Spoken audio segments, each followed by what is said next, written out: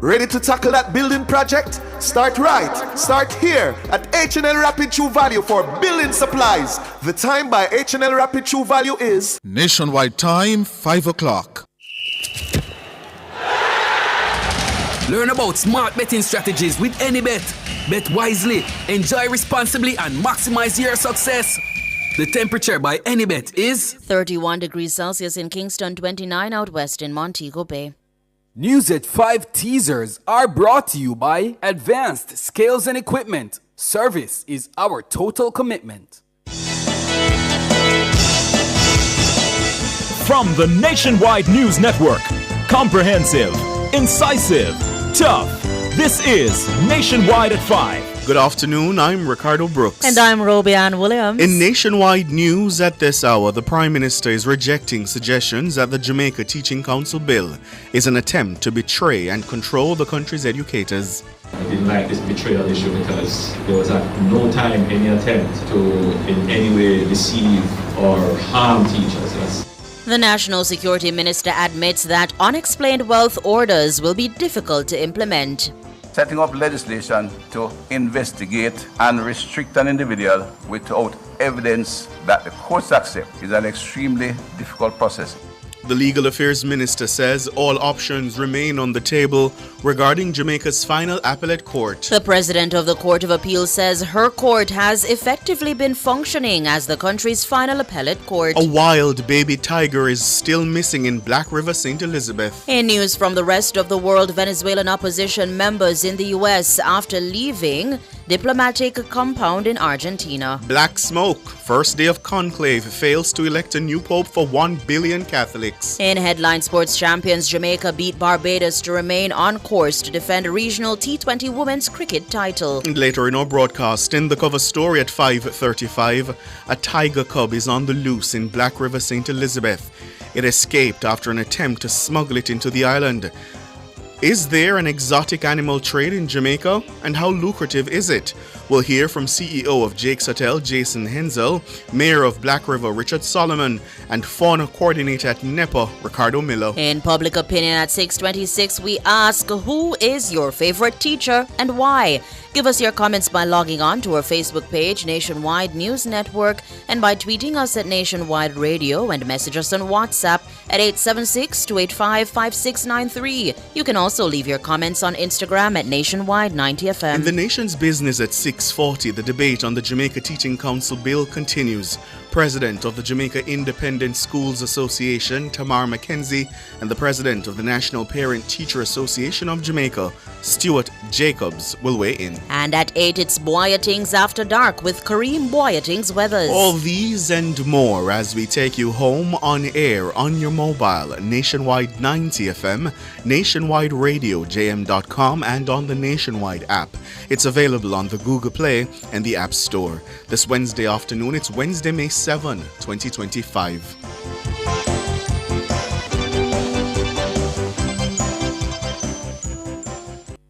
News at 5 teasers were brought to you by Advanced Scales and Equipment. Service is our total commitment. If it's news, it's got to be Nationwide 90 FM. And now to the details. Prime Minister Dr. Andrew Holness has rejected suggestions that the Jamaica Teaching Council bill represents an attempt to betray and control the country's educators. The Prime Minister was reacting to the ongoing debate over the 2-decade-old bill that has been languishing in the Parliament. The bill, which is now awaiting passage in the House of Representatives, is again the subject of disagreement among the Jamaica Teachers Association, the Jamaica Teaching Council, and the Education Ministry. The parliamentary opposition has also voiced concerns. Colicia Wright reports. Addressing students and staff at the Michael University on Wednesday, Prime Minister Dr. Andrew Holness said for too long there's been a lack of professional regard for teachers.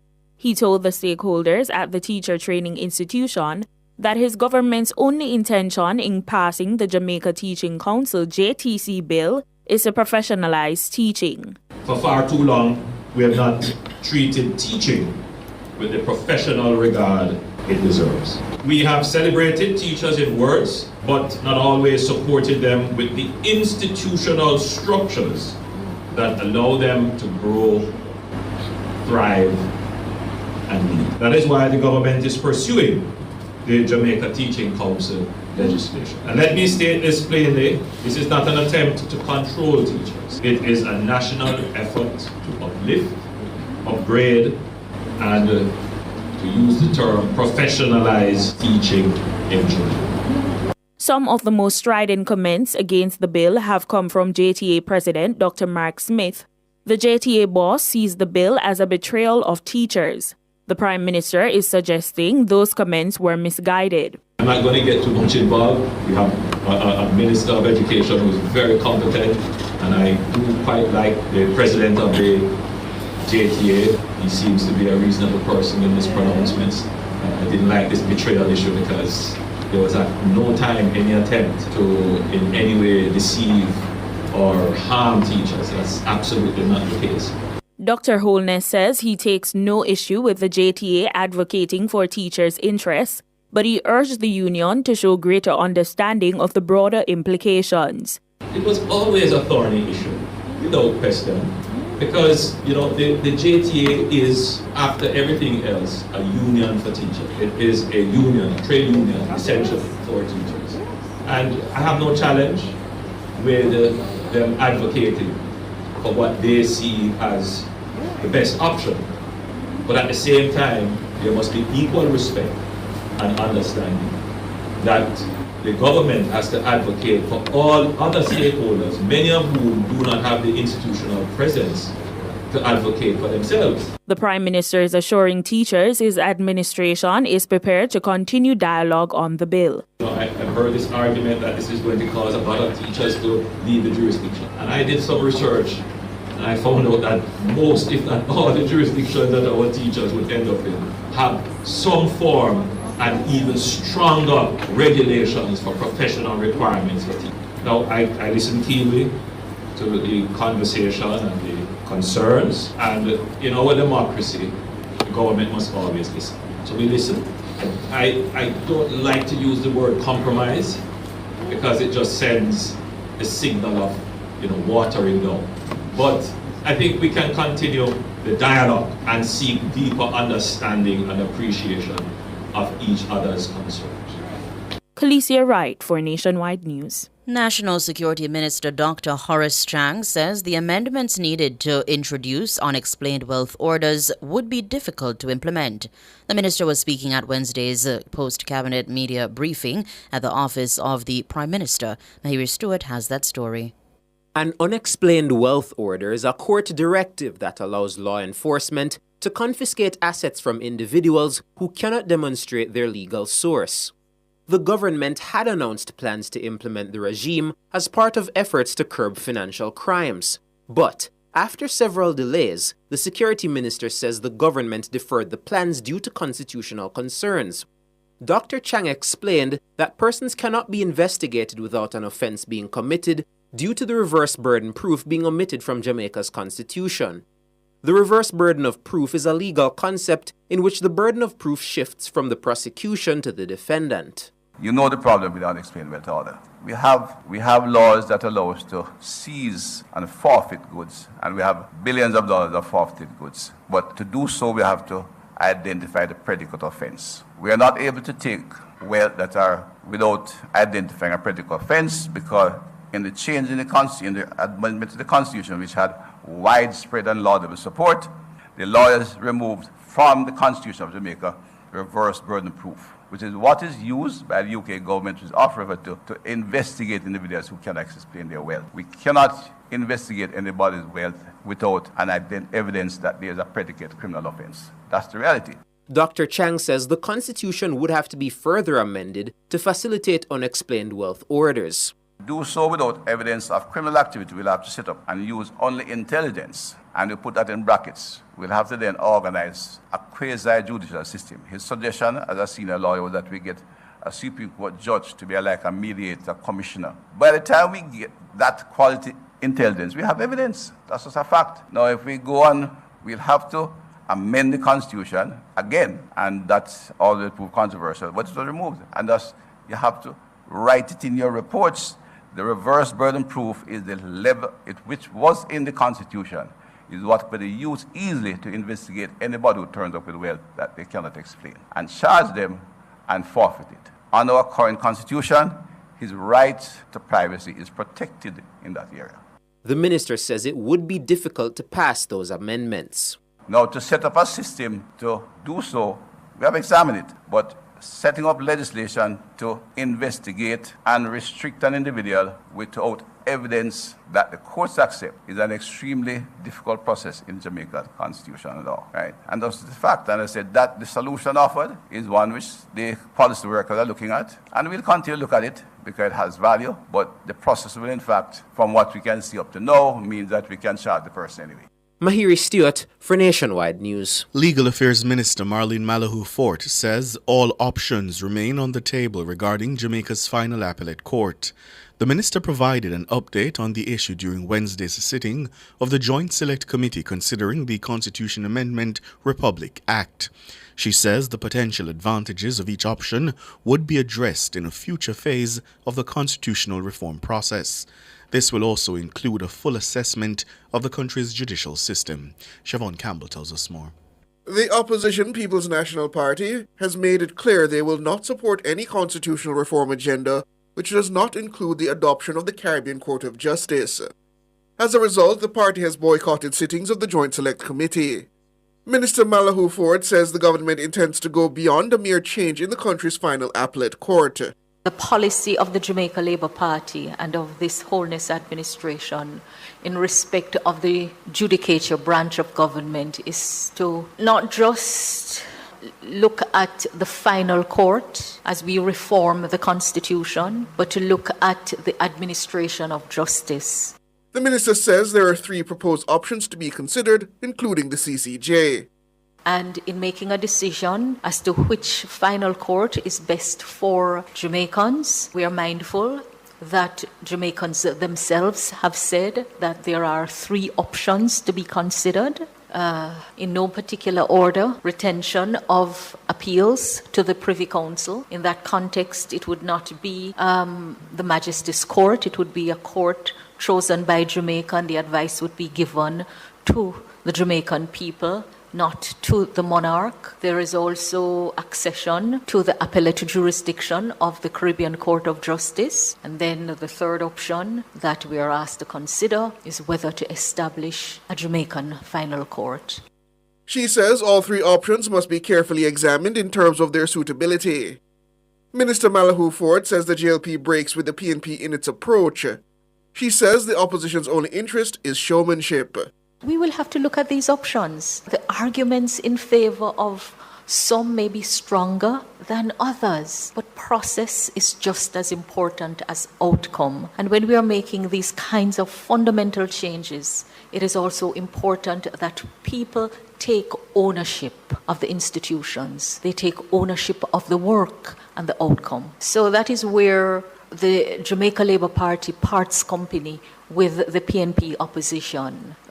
For us, it's not just a show in going through a reform process. It's to ensure that we truly come out substantially better, not just in form better, but in substance better.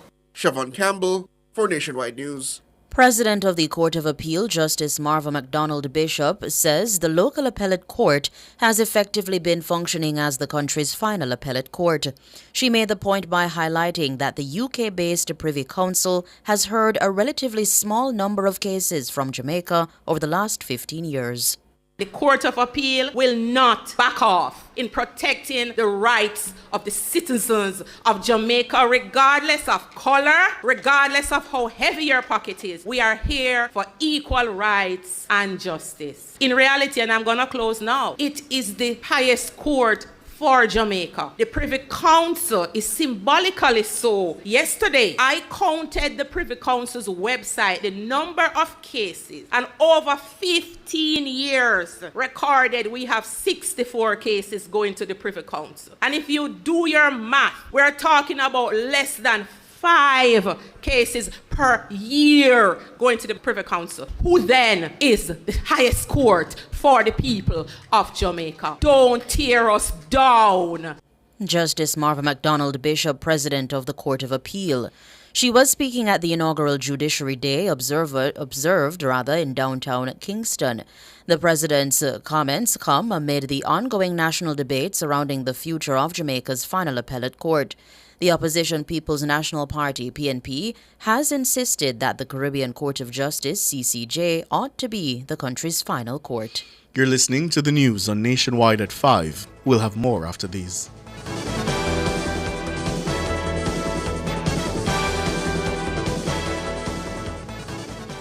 Celebrate 26 years with IQ Optical. Enjoy 26% off your prescription eyewear and sunglasses this month only. Book your appointment or take your prescription to IQ Optical in New Kingston, Manor Park, or Drexel. Conditions apply. The time by IQ Optical is... It's 15 minutes after 5.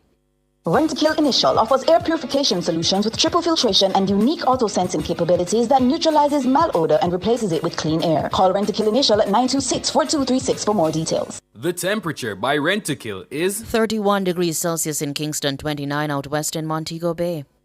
Win with love this Mother's Day. Use your JMMB Money Transfer prepaid Visa card between April 21 to May 30, 2025 for a chance to win one of 3 $15,000 Fontana gift certificates, plus cash back from paying toll and shopping with your card. But that's not all. Participate in this promotion and enter to win your share of a $2 million grand prize in the Win with Love promotion, ending on June 31, 2025. Receive money anytime, 24/7 using Visa Direct through MoneyGram, Zoom, or Remitly, or directly with Ria and Zoom. Visit jm.jmmb.com/money-transfer for full details on how to enter and win. Authorized under Section 58.3 of the Betting, Gaming and Lotteries Act. Conditions apply.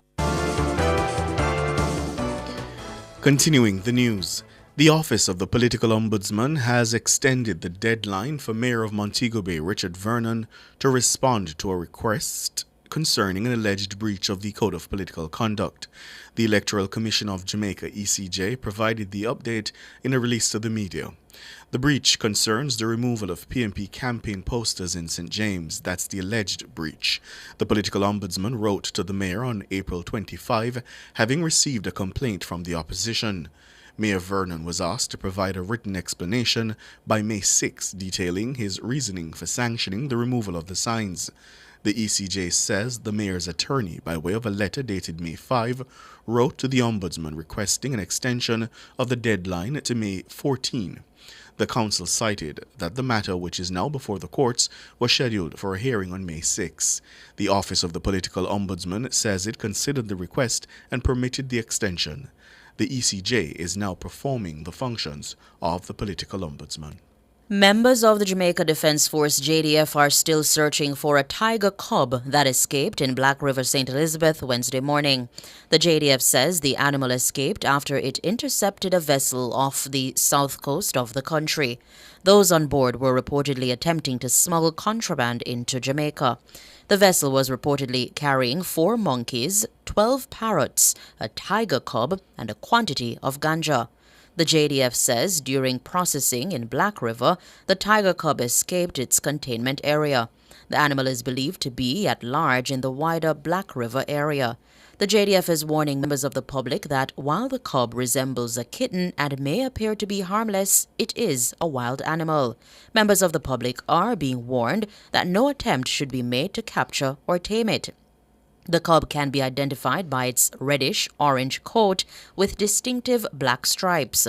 NEPA, the JDF and JCF, as well as the Veterinary Services Department, are working to locate the animal.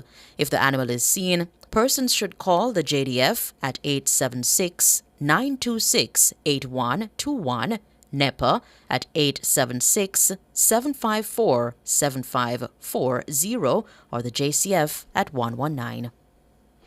The 5 men charged in connection with a multi-billion-dollar cocaine bust in Havendale, St. Andrew last year will stand trial on November 3. The date was set when the men appeared in the Supreme Court on Tuesday for a case management hearing. The accused are 72-year-old Junior Haldane, 57-year-old Clive Davis, 58-year-old Colin Ricketts, 51-year-old Aubrey Sterling, and 42-year-old Clayton Peart. Haldane and Sterling are currently out on bail.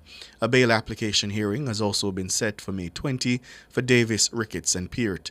The men were arrested on August 6 last year during an anti-narcotics operation in Havendale, St. Andrew. Security forces reportedly seized several knitted bags believed to contain cocaine.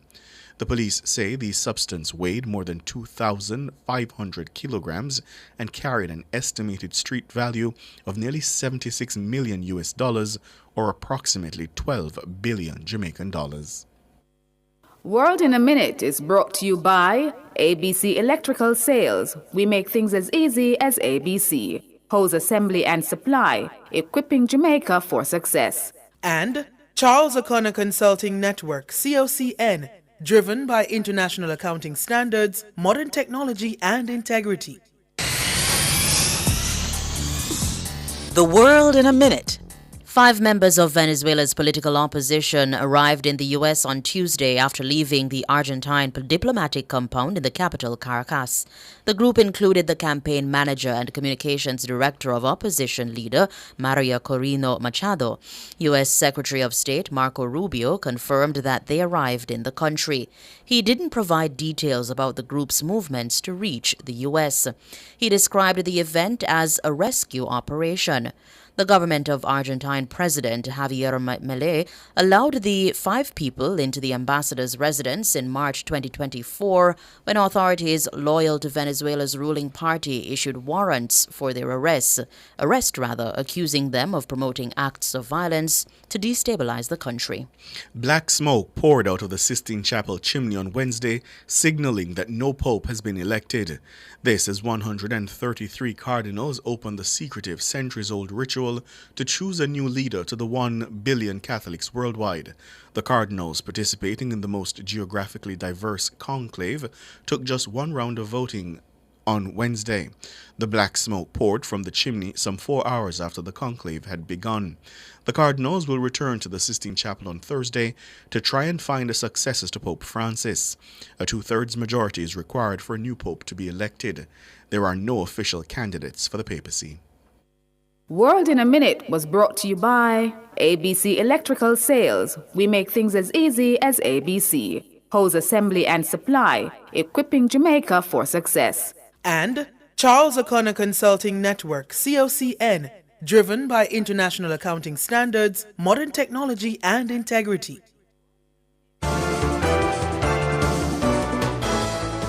Recapping the top stories making nationwide news at this hour, Prime Minister Holness is rejecting suggestions that the Jamaica Teaching Council bill is an attempt to betray and control the country's educators. National Security Minister Dr. Horace Chang admits that unexplained wealth orders will be difficult to implement. The Legal Affairs Minister says all options remain on the table regarding Jamaica's final appellate court. The President of the Court of Appeals says her court has effectively been functioning as the country's final appellate court. And listeners, you should know that a wild baby tiger is still missing in Black River, St. Elizabeth. You ought not to try and tame it.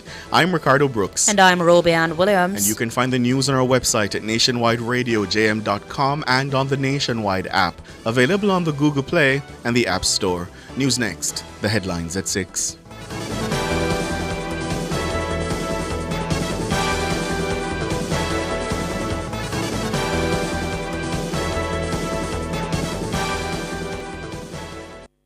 Don't fall victim to deepfakes. Watch out. Protect yourself. How are this For on more the TV? information, visit broadcastingcommission.org or Here ya, scan baby. the QR code on screen. Deepfake. No deepfake can't catch me. Junior, you know say AI can make something will look and sound just like you? One day Junior get a voice note from her granny. Say the food done, the medication done, and she need money urgently. Need money urgently? But Miss Pat no like ask people for things. And as so comes Judy get suspicious. So what she do? She asks the neighbor to go check pan her. Junior, the lady quite alright over there make her Sunday dinner. So the voice note a deepfake? Yes, my love. Come, your food ready. Right now it look like we have to outsmart the AI. But wait, I really want dege dumpling here, give me. Me I wonder if AI can make one deep fake dumpling for you. To learn more about deepfakes, visit www.broadcastingcommission.org. Sports at 5 is brought to you by Total Tools. They almost always have it.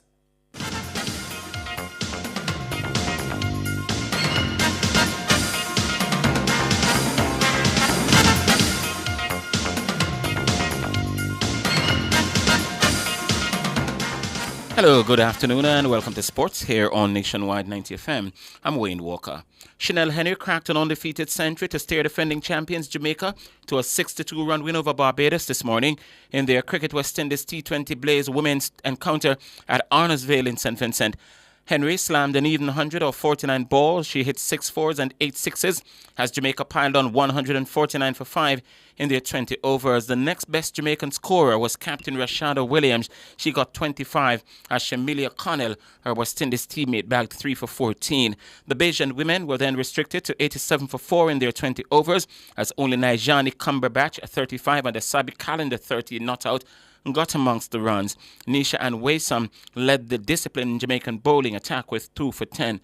The Jamaicans will next be in action on Friday. They take on Guyana, also at Arnasville. Indian captain Rohit Sharma has announced his retirement from Test cricket but will continue to play one-day internationals.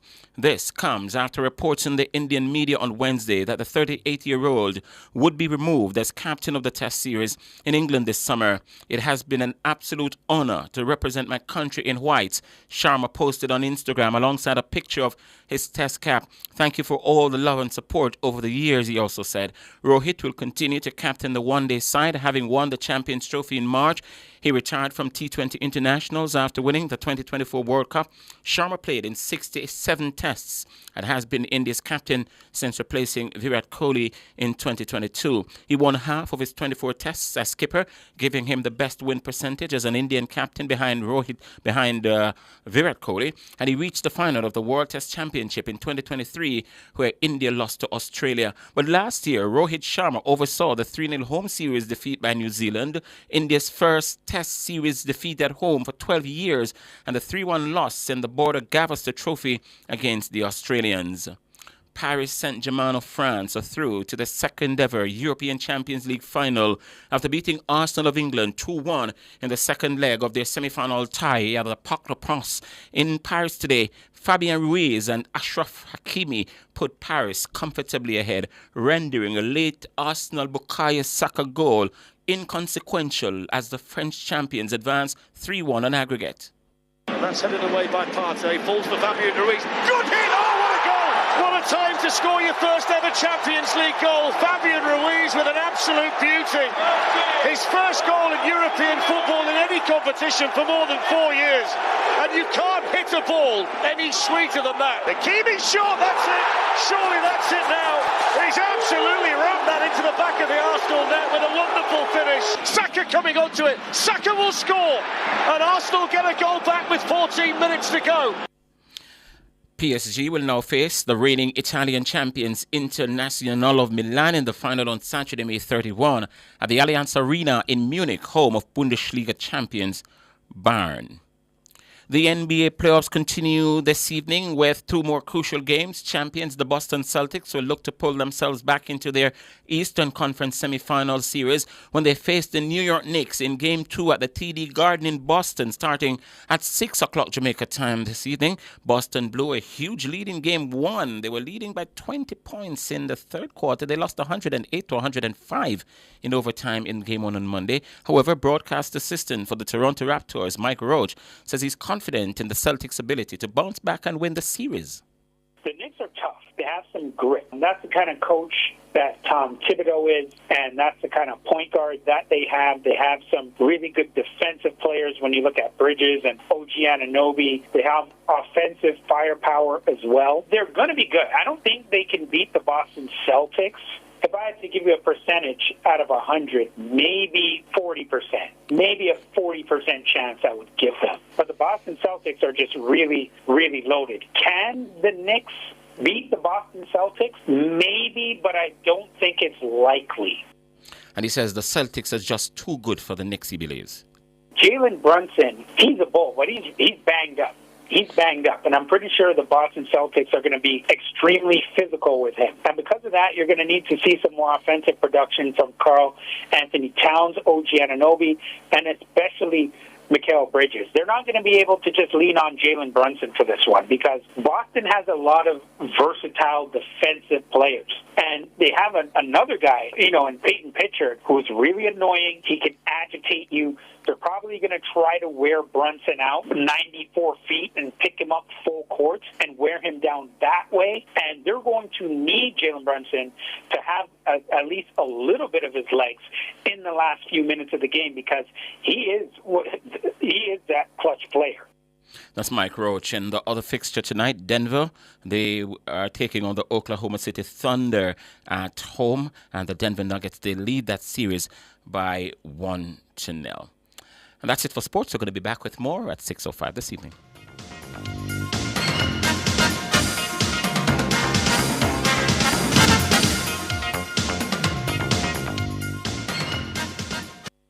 Sports at 5 was brought to you by Total Tools. They almost always have it. More savings, more choices. Get active with Active Home Center. The one-stop shop for everything for your home. We have more savings, more choices, unbelievable prices. Wide selection with the latest style. The kitchen, bathroom, right down to the tile. Buy the hottest items on spot, don't miss out. Best options under one roof, no doubt. More savings, more choices. Visit us in store or online at www.activehomecenter.com. We have more savings, more choices. Miss your share from the NWC's bucket full of goodies? Don't worry. The debt amnesty package has been extended for another 2 months. From now until May 31, you could benefit from debt write-offs. To find out if you qualify for benefits under the amnesty package, don't delay. Let's hear from you today. Dial 888-225-5692 or 888-code NWC. The NWC Debt Amnesty, a part of our bucket full of goodies. Enough power tool, big to small. Jack on my figure, dig the wall. Our Total Tools. Weed whacker figure, trim the lawn. We have everything your job demand. Total Tools. We rent them, sell them, and fix them. Also give Total Tools a call. When you say home improvement, landscape construction, a Total Tools are your option. Home improvement, landscape construction, Total Tools are your option. Total Tools, located at 102 Main Street, Ocho Rios, 34 Slive Road, Kingston. And lot C6 Jacksaw, Sentence Bay. Call us today.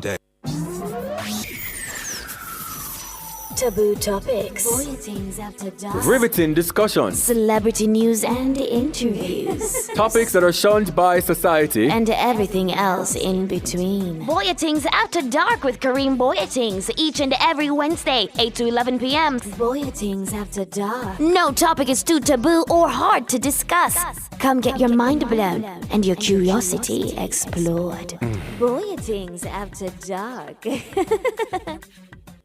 Get ready for a groundbreaking transformation and tune in to Cliff Hughes Online from 10 a.m. to 1 p.m. as we broadcast from the Community Electrification Project in Mineral Heights, Clarendon on Friday, May 9. Backed by $1 billion Jamaican dollars. This bold initiative, led by the Jamaica Social Investment Fund and the Jamaica Public Service, offers free house wiring, electrical certification, and prepaid meters to vulnerable households. Plus, a bonus $4,000 credit to kickstart your connection. It's safe, legal, and empowering. Say goodbye to risky, illegal hookups. Light up your life with opportunity. Powered by Progress, powered by Community. So tune in to Cliff Hughes Online, Friday, May 9 from 10 a.m. to 1 p.m. It's the Community Electrification Project. Catch the live stream on Nationwide 90 FM's YouTube channel at Nationwide 90 FM Live 2. All this and more only on Nationwide 90 FM, the new revolution in media. This broadcast is brought to you by the Jamaica Social Investment Fund. As we grow older, there are many challenges that we have to confront, but these years can represent the best in our lives. Coming of Age during Nationwide This Morning on Thursdays explores issues persons 50 and over confront. It also provides expert opinions on how we can improve the quality of our lives as we get older. That's Coming of Age, this and every Thursday during Nationwide This Morning at 6:51 a.m. Do you have a consumer-related issue? Want to learn more about matters concerning you as a consumer?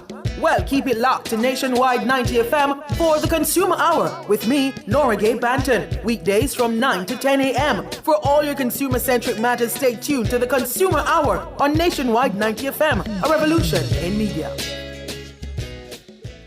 Cover Story is brought to you by Hyundai. Modern, premium, affordable vehicles. Experience the joy of buying a brand new Hyundai without breaking the bank. Yes, buying a brand new car should never leave you broke. From stylish designs and safety features to comfortable driving and reliability, Hyundai is the choice. Hyundai vehicles come standard with 2 years free service and 5 years warranty and roadside assistance for your peace of mind. Drive 2 years without service cost and 5 years without fear of being stranded. Hyundai. Conditions apply.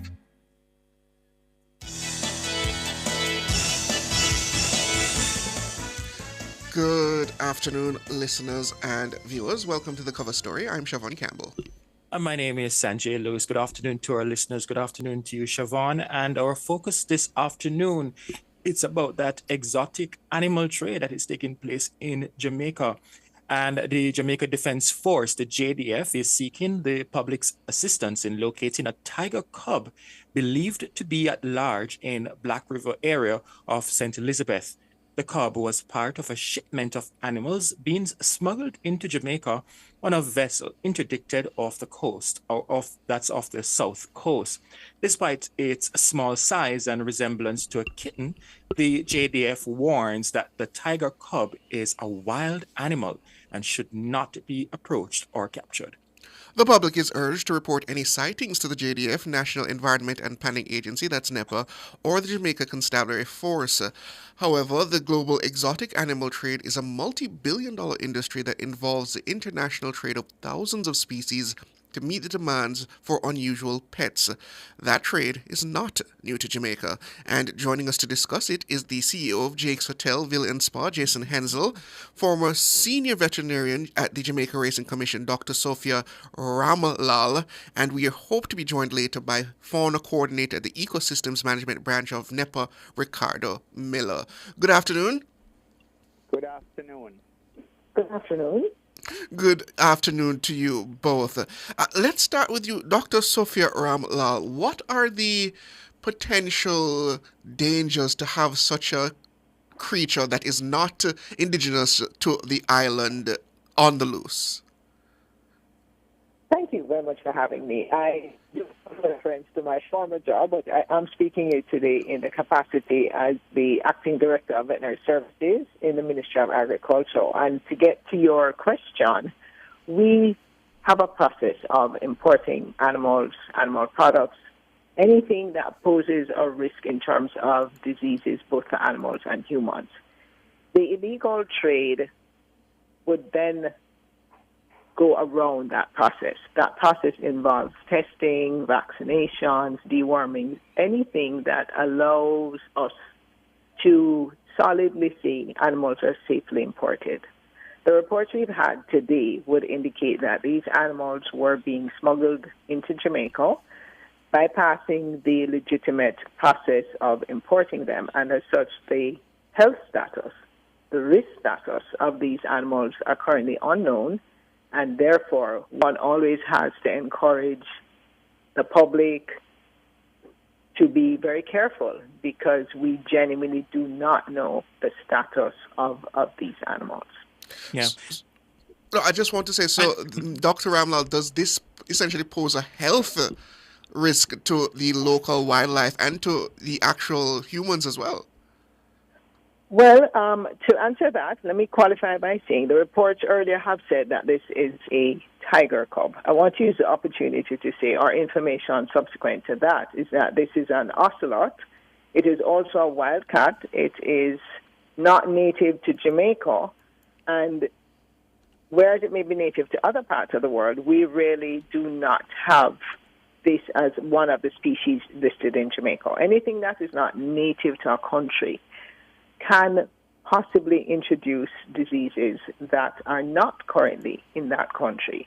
And we genuinely don't know, so we have to treat it as if there's a possibility that there's risk both to animals and to people in the case where diseases can be zoonotic. And rabies is something that is easily referenced because that is one of those diseases that can easily affect animals and people.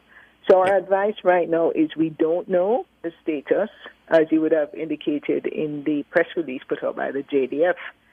the wildcat, and I use the opportunity again to say this is an ocelot, is still at large, and this is a kitten, a small cat, but still a foreign wildcat, and we always have to be careful and to err on the side of caution.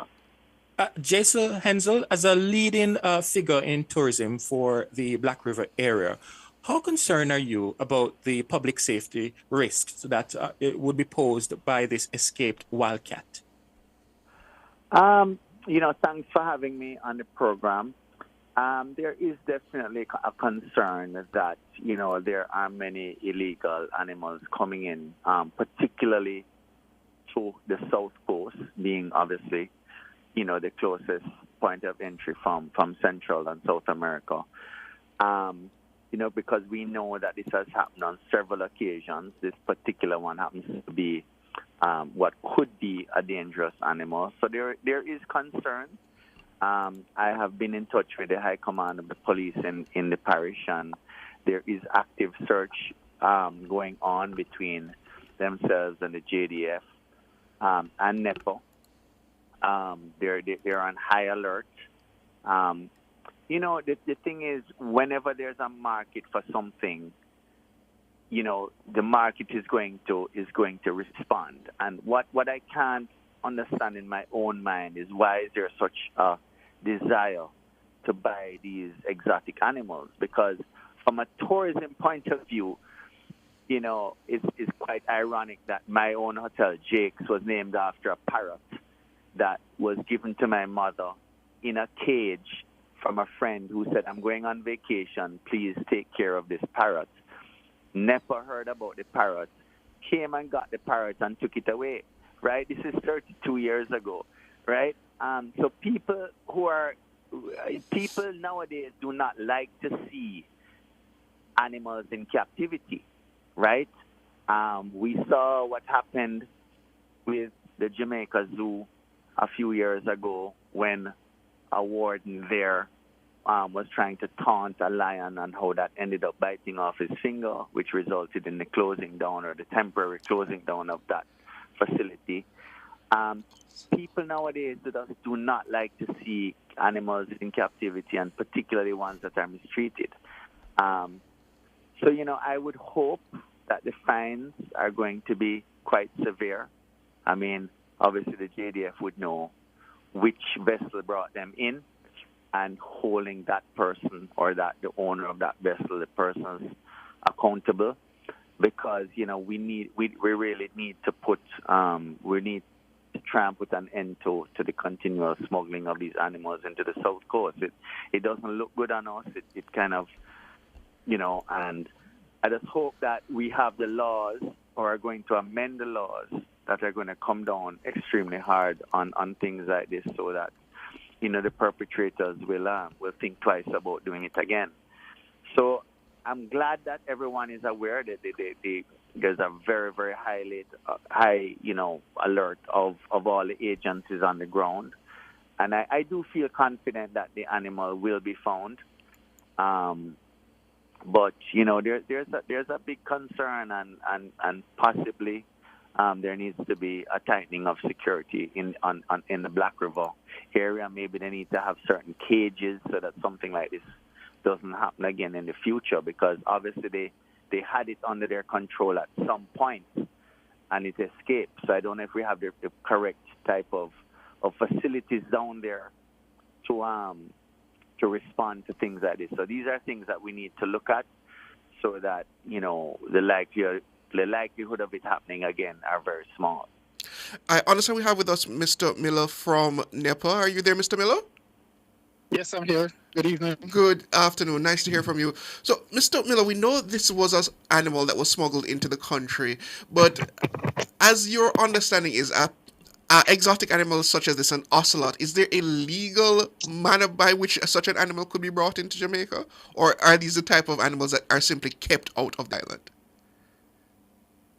So there are legal processes in which established facility, for example, a zoo, can apply to bring in an animal, but it wouldn't be a wild-caught animal. They'll be getting it from another facility. But in this particular case, from the information we've gathered so far, is that these animals were wild caught, the birds, the monkeys, as well as the ocelot, and they were being held for at least a month, and then were being smuggled into the island. And you know, I must put praise to the Jamaica Defence Force for intercepting this vessel, because I understand it was intercepted maybe about 8 kilometers off the coastline. So they actually didn't make landfall, but the JDF actually brought them to land, and that occurred from way in the early mornings, something like just after midnight, I understand. This incident took place, and so it played out throughout the night. It's unfortunate that the ocelot were missing. It seemed to have escaped from what we've heard, but it would be good to talk to probably somebody from JDF to know exactly what happened, and that again occurred way in the night, before daybreak. So but at the moment, the animals that were held are all laid as protected on a global basis, and the global treaty that covers all of this is called CITES. That's a Convention on International Trade in Endangered Species, and Jamaica is a signatory to that. And so there are certain protocols. Now that we have these animals in our possession, there are certain protocols that we need to follow moving forward.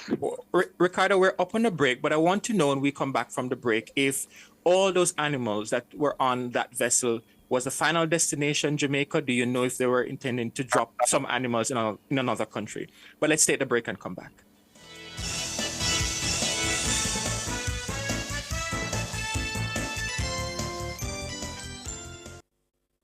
Chuck fried chicken always ready. Chuck, original crispy. Bird Chuck, Cajun spicy. Bird Chuck, a barbecue. Bird Chuck, we are go a Bird Chuck. The temperature brought to you by Bird Shack Fried Chicken in Kingston, Montego Bay, and Ochivios is... It's 29 degrees Celsius here in the capital city, Kingston, and 28 out west in Montego Bay. Charles O'Connor Consulting Network, COCN, is a financial reporting firm that delivers accounting and compliance services on time. Call us today at 876-908-0486 to 7. Email us at clientservices@cocnjamaica.com or visit our website at www.cocnjamaica.com. COCN, driven by international accounting standards, modern technology, and integrity. Delicious meals, poolside cocktails, right on the beach. Disconnect from your daily worries and reconnect with the one you love. There's no paradise like home. This summer, enjoy a romantic all-inclusive escape at Couples Tower Isle, Couples Sans Souci, Couples Negril, or Couples Swept Away from $295 USD per night. Take advantage of this offer today by visiting Couples Resorts at couples.com. Conditions apply. Welcome back to... Go ahead, Sajay. Welcome back to Nationwide at 5. We're inside the cover story, and we are discussing this matter of a wild cat, ocelot, that is on the loose in Black River. And we have with us the CEO of Jake's Hotel, Jason Hensel. We also have with us Ricardo. Just lost my script. Ricardo Miller. He is the fauna coordinator at the Ecosystems Management Branch of NEPA. And we also have Dr. Sophia Ramlal, who is at the Ministry of Agriculture. So just before the break, Ricardo, I asked the question about the intended destination for the vessel. Can you give us some more information on that? Ricardo? Yes, I'm here, but you're breaking up. Right. I was posing the same question that we had before the break about the intended destination of the vessel. Do you know if it was going to go somewhere else after leaving Jamaica?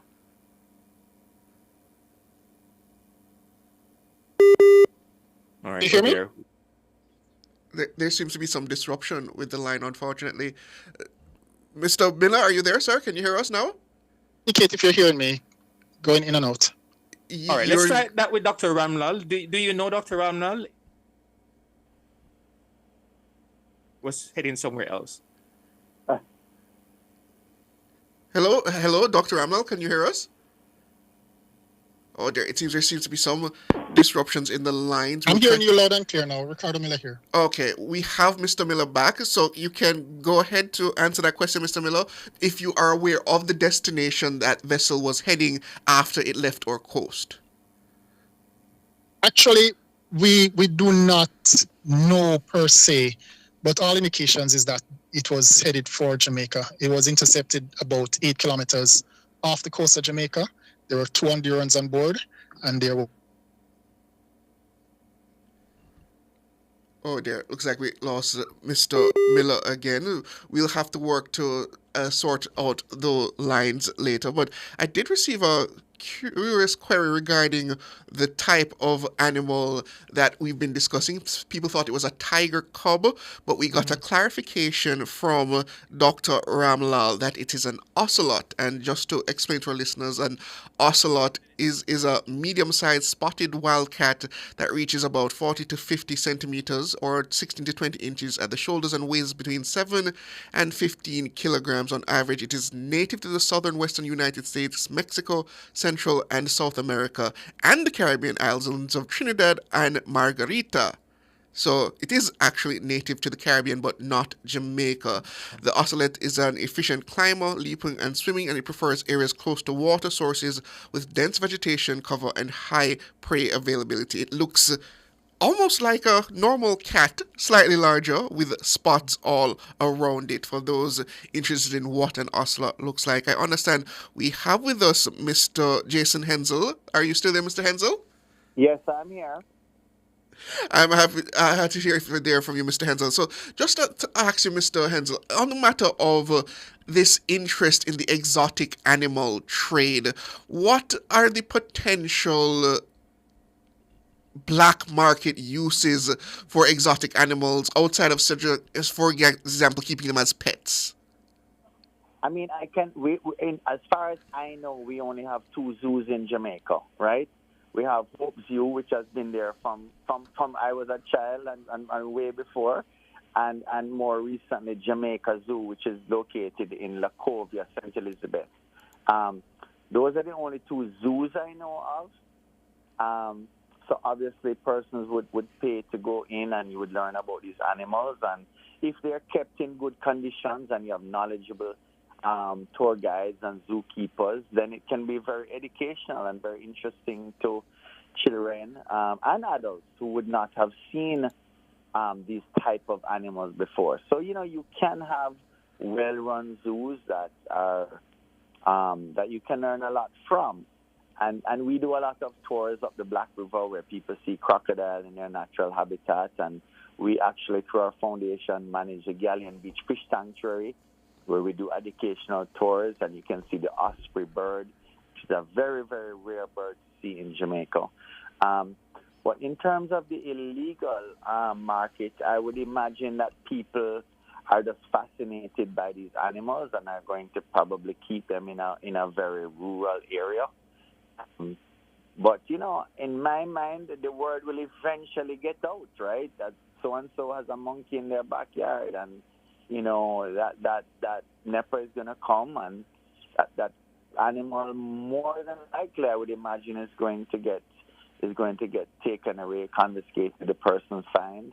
But once there is a fascination and there is a buyer and a seller, we can't be foolhardy to think that this isn't going to continue. So I also want to commend the JDF. Especially hearing now that it was after midnight and 8 kilometers out. I mean, that means that, the Black River arm of the Coast Guard are working diligently. And we have to commend them. And as I said, it sounds like the JCF are on the ground, NEPA is on the ground.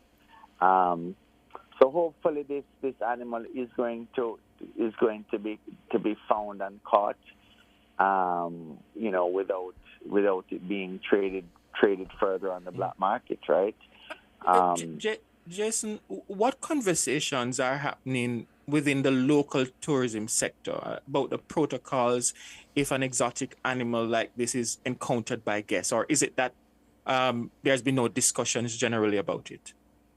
Well, this is fairly new, right? I mean, I remember there was a rare animal. There was a sighting of a rare animal. I don't know if you remember, probably about 18 months ago, 24 months ago, and there was a lot of conversation about that animal that was spotted. You know, the tourism sector right now is not very concerned about this, to be honest with you. You know, thank God nobody has been attacked, and we hope nobody will be. But as I said, you know, maybe in years gone by, for instance, people would have liked to have seen birds in cages at hotels. But the tourism sector is very dynamic.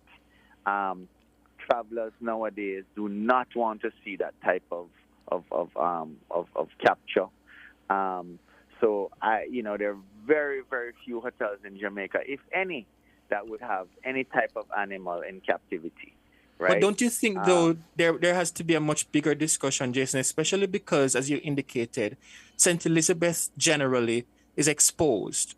You indicated, for example, that's the first touch point. Don't you think that is a necessary conversation to have, especially the type and style hotels that are located on that coast? Absolutely. I mean, you know, people go to YS Falls and they think of it's only a falls, but then they see a cattle farm, they see that it's a stud farm, they see, you know, goat herders in Treasure Beach walking their goats sometimes down the road. They see donkeys. I mean, they love the fact that Jamaica, you know, Treasure Beach is a real, you know, farming and fishing community, and farming means, you know, that you're going to have animals that are being tended to, chickens, everything, you know, is local. But when they know that there are animals that have been brought in from overseas that are not, you know, not born in Jamaica, from Jamaica, then, you know, there's a level of concern. So yeah, we are wide open, and, you know, we have to be very aware of that. And, you know, it's not a secret that sometimes, you know, when you get flood rains in October, you could see a crocodile come further down the coast from Black River. And I come in NEPA for training quite a few persons in the area how to safely capture a crocodile, transport it back to its natural habitat in Black River.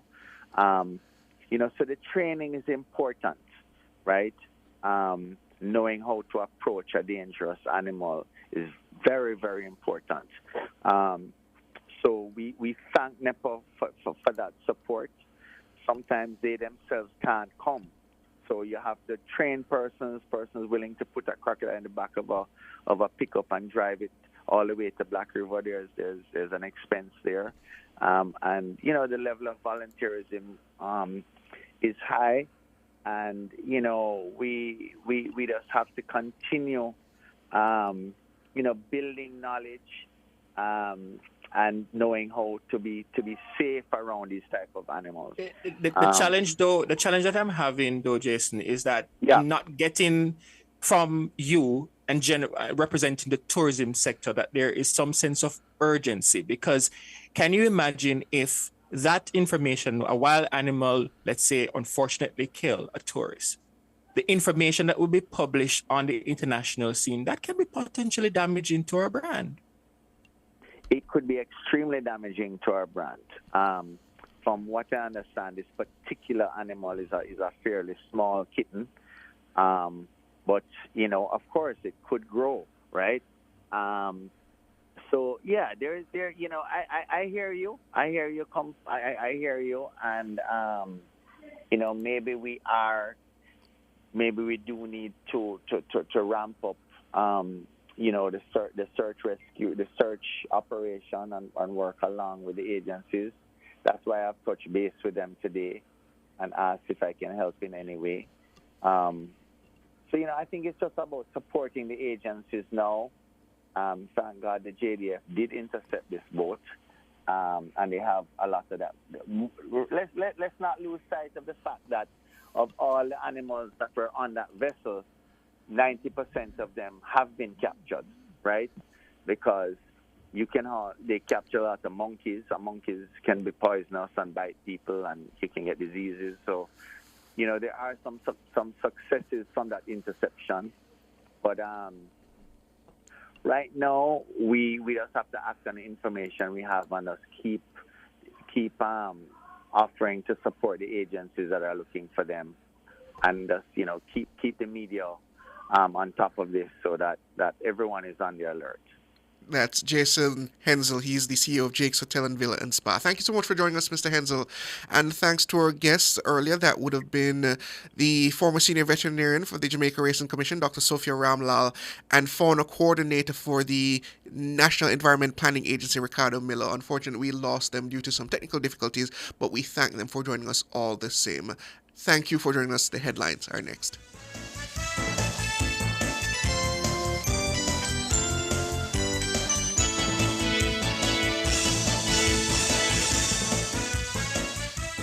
Cover Story was brought to you by Hyundai. Modern, premium, affordable vehicles.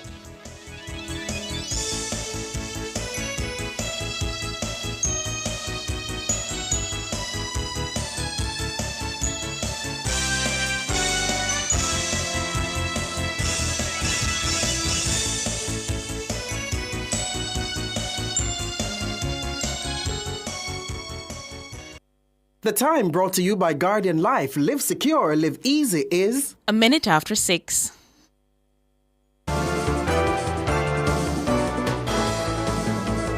Nationwide headlines at 6.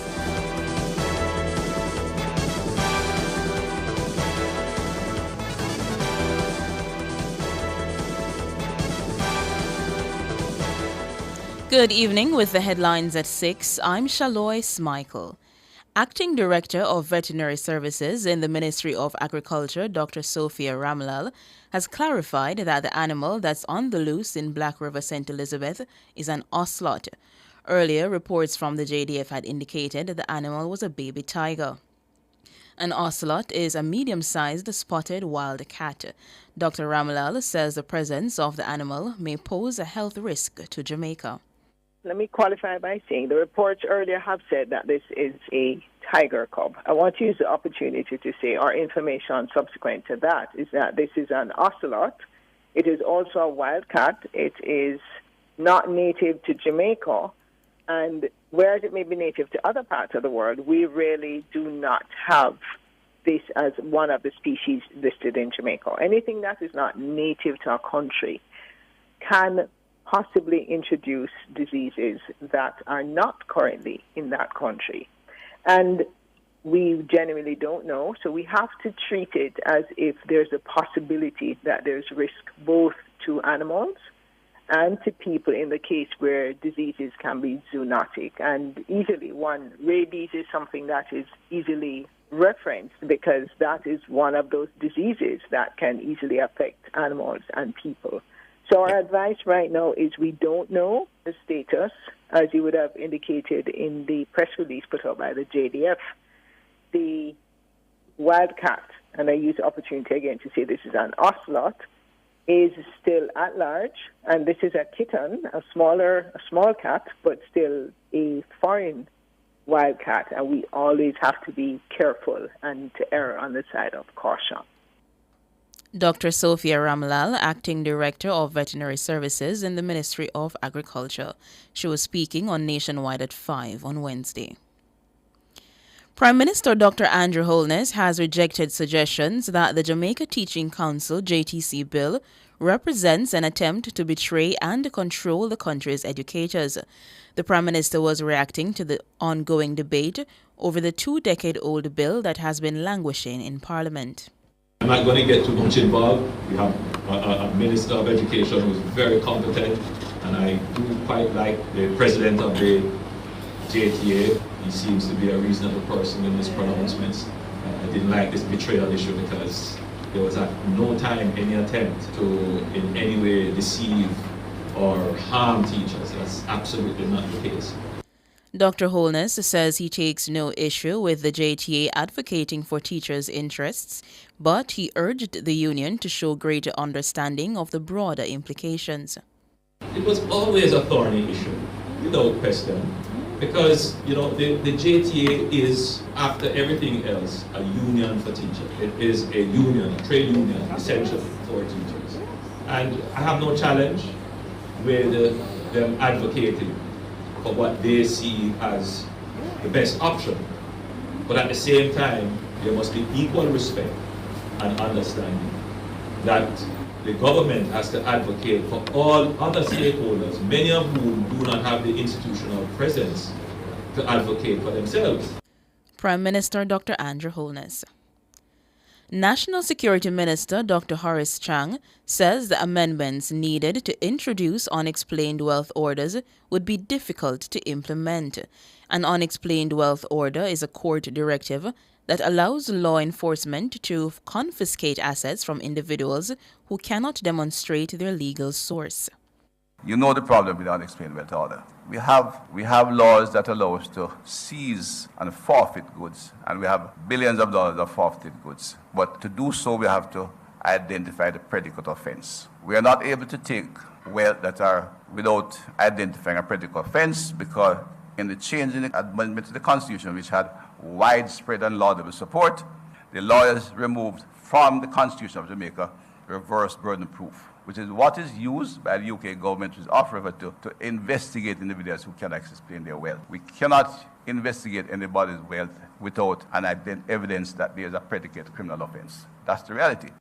Dr. Chang says the Constitution would have to be further amended to facilitate unexplained wealth orders.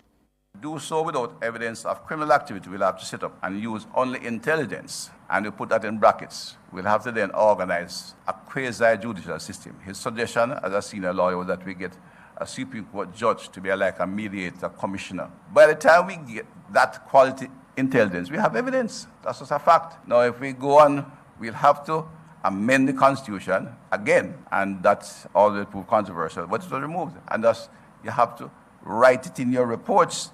The reverse burden proof is the level which was in the Constitution, is what could be used easily to investigate anybody who turns up with wealth that they cannot explain, and charge them and forfeit it. Under our current Constitution, his right to privacy is protected in that area. Dr. Horace Chang, Minister of National Security. Legal Affairs Minister Marlene Malahoo Ford says all options remain on the table regarding Jamaica's final appellate court. And in making a decision as to which final court is best for Jamaicans, we are mindful that Jamaicans themselves have said that there are 3 options to be considered. In no particular order, retention of appeals to the Privy Council. In that context, it would not be the Majesty's Court, it would be a court chosen by Jamaica, and the advice would be given to the Jamaican people, not to the monarch. There is also accession to the appellate jurisdiction of the Caribbean Court of Justice. And then the third option that we are asked to consider is whether to establish a Jamaican final court. Marlene Malahoo Ford, Legal Affairs Minister. She says all 3 options must be carefully examined in terms of their suitability. Those were the headlines at 6. I'm Shaloy Smikle. Sports is next.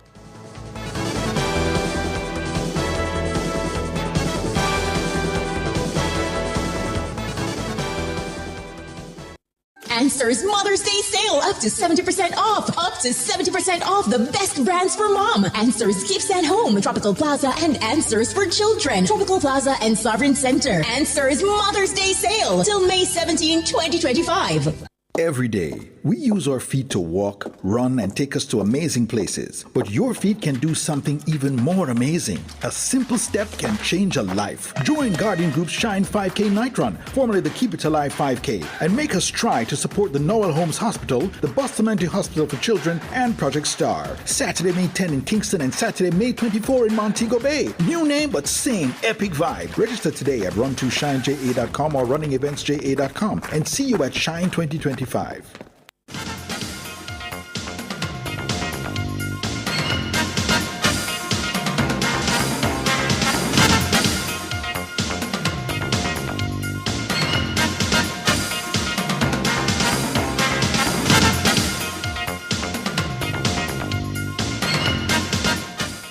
Hello, good evening, and welcome to Sports here on Nationwide 90 FM. I'm Wayne Walker. Jamaica's men's hockey team ticked off another victory at the 2025 CSE Games qualifiers in Mexico on Wednesday, easing past Bermuda by 2-0 in their latest game in Deportivo Sur. The prolific Philip Dawson was again on the score sheet for Jamaica along with Rashad McCarthy. It was Jamaica's third win from 4 games at the tournament, and it has taken them up to second in the 6-team tournament. The top 2 will qualify for the CSE Games, from where they'll have an opportunity to play at the Pan Am Games. Jamaica will next be in action on Friday against the host country Mexico, who beat them in their second game at the tournament. Chanel Henry cracked an undefeated century to steer defending champions Jamaica to a 62-run win over Barbados this morning in their Cricket West Indies T20 Blaze women's encounter at Arnos Vale in St. Vincent. Henry slammed an even 100 of 49 balls with 6 fours and 8 huge sixes as Jamaica piled up 149 for 5 in their 20 overs. The next best Jamaican scorer was captain Rashada Williams with 25, as Shamilia Connell bagged a 3 for 14. The Bajan women were then restricted to 87 for 4 in their 20 overs, as only Najani Cumberbatch 35 and Asabi Calendar 30 not out got amongst the runs. Nisha and Waysome led the disciplined Jamaican bowling with a 2 for 10. The Jamaicans will next be in action on Friday. They'll take on Guyana, also at Arnos Vale. Indian captain Rohit Sharma has announced his retirement from Test cricket but will continue to play one-day internationals. This comes after reports in the Indian media on Wednesday that the 38-year-old would be removed as captain for the Test series in England in the summer. It has been an absolute honor to represent my country in white, Sharma posted on Instagram alongside a picture of his Test cap. Thank you for all the love and support over the years, he went on to say. Sharma will continue to captain the one-day side, having won the Champions Trophy in March. He retired from T20 internationals after winning the 2024 World Cup. Sharma played in 67 tests and has been India's captain since replacing Virat Kohli in 2022. He won half of his 24 tests as captain, giving him the best win percentage as Indian captain behind Kohli, and he reached the final of the World Test Championships in 2023, where he lost to Australia. But last year, Sharma oversaw the 3-0 home series defeat by New Zealand, India's first Test series defeat at home for 12 years, and a 3-1 loss in the Border Gavaskar Trophy against Australia.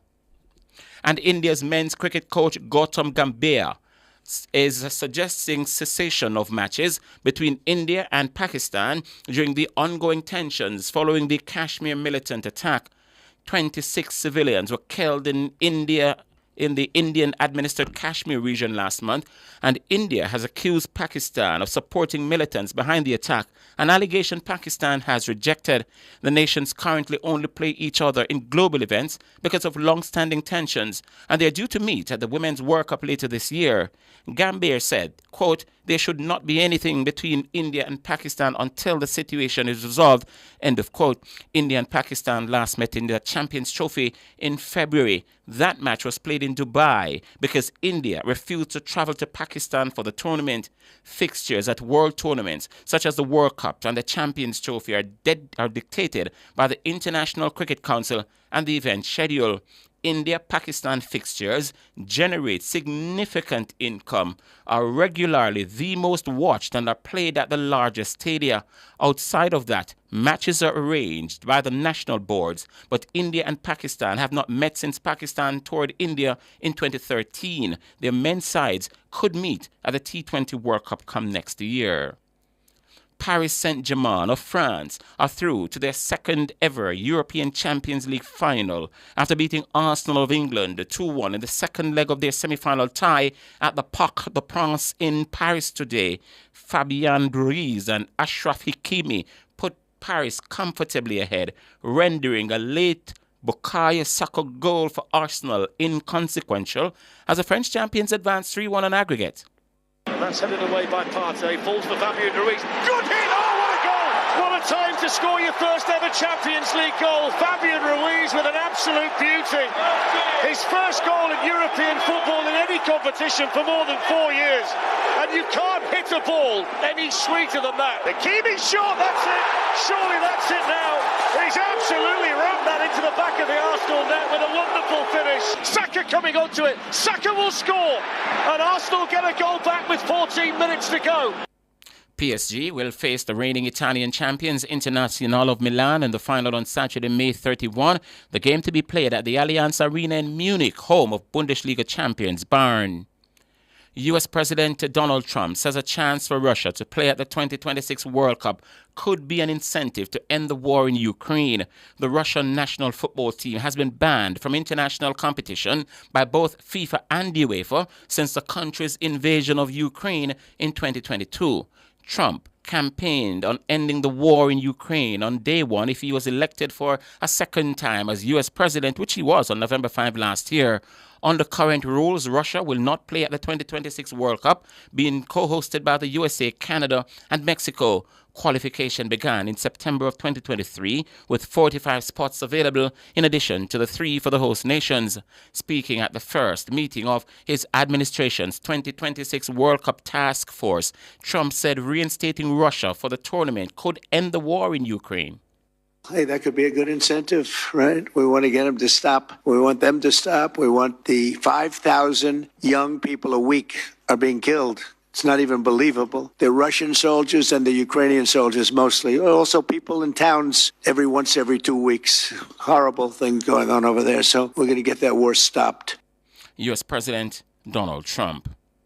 The NBA playoffs continue on Wednesday evening with 2 more crucial games. The champions Boston will look to pull themselves back into their Eastern Conference semifinal when they face the New York Knicks in Game 2 at the TD Garden in Boston starting. Well, that game is now underway. 16 minutes old. Started at 6 o'clock. Boston blew a huge lead in Game 1, and they lost 108-105 in overtime on Monday night. However, broadcast assistant for the Toronto Raptors, Michael Roach, says he's confident in the Celtics' ability to bounce back and win the series. The Knicks are tough. They have some grit. And that's the kind of coach that Tom Thibodeau is, and that's the kind of point guard that they have. They have some really good defensive players when you look at Bridges and OG Anunoby. They have offensive firepower as well. They're going to be good. I don't think they can beat the Boston Celtics. If I had to give you a percentage out of 100, maybe 40%, maybe a 40% chance I would give them. But the Boston Celtics are just really, really loaded. Can the Knicks beat the Boston Celtics? Maybe, but I don't think it's likely. Yeah, just made a check, and you know what? Boston, they're leading 11-4. Clearly, they're in the first quarter of that game.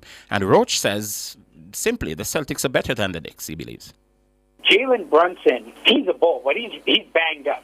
He's banged up, and I'm pretty sure the Boston Celtics are going to be extremely physical with him. And because of that, you're going to need to see some more offensive production from Karl Anthony Towns, OG Anunoby, and especially Mikal Bridges. They're not going to be able to just lean on Jalen Brunson for this one because Boston has a lot of versatile defensive players. And they have another guy, in Peyton Pritchard, who's really annoying. He can agitate you. They're probably going to try to wear Brunson out 94 feet and pick him up full court and wear him down that way. And they're going to need Jalen Brunson to have at least a little bit of his legs in the last few minutes of the game because he is that clutch player.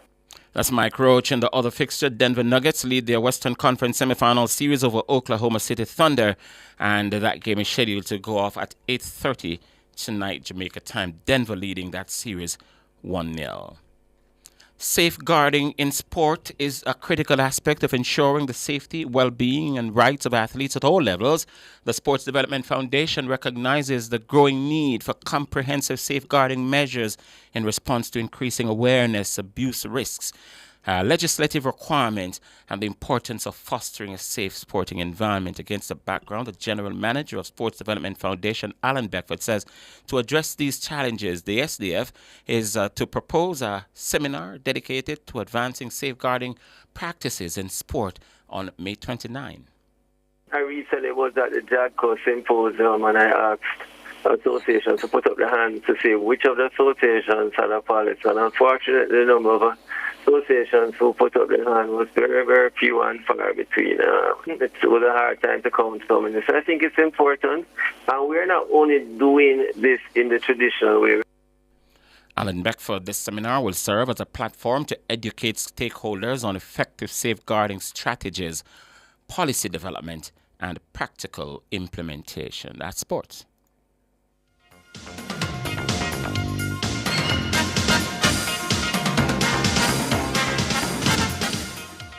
For all your scales and food processing equipment, call Advanced Scales and Equipment Limited at 876-968-9612 to 5. The time by Advanced Scales and Equipment Limited is 6:19. Want to reduce your high electricity bills? Then Peak Energy has the solution for you. From grid-tied to hybrid solar inverters with full lithium-ion battery pack. Installation and maintenance packages available. Visit us at Shop 1, 3 Mosquito Valley Road, Red Hill, St. Andrew. Call 876-279-8820 or 944-0668. Or email us at peakenergysolutionsja@gmail.com. Peak Energy for everything solar.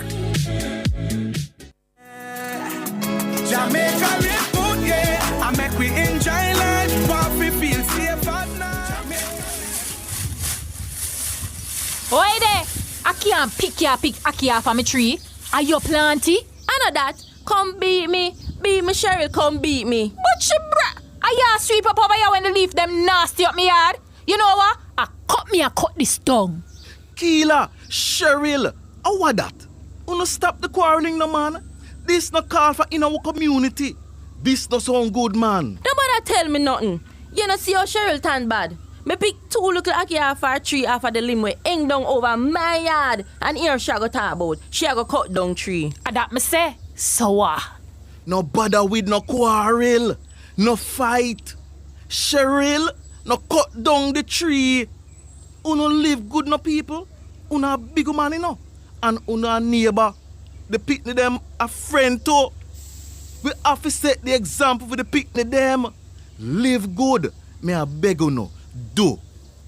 A true ya talking a good son. Take a little ackee them Keela. Cause for real, the limb really hung over your yard. We are neighbor. Make we start live good.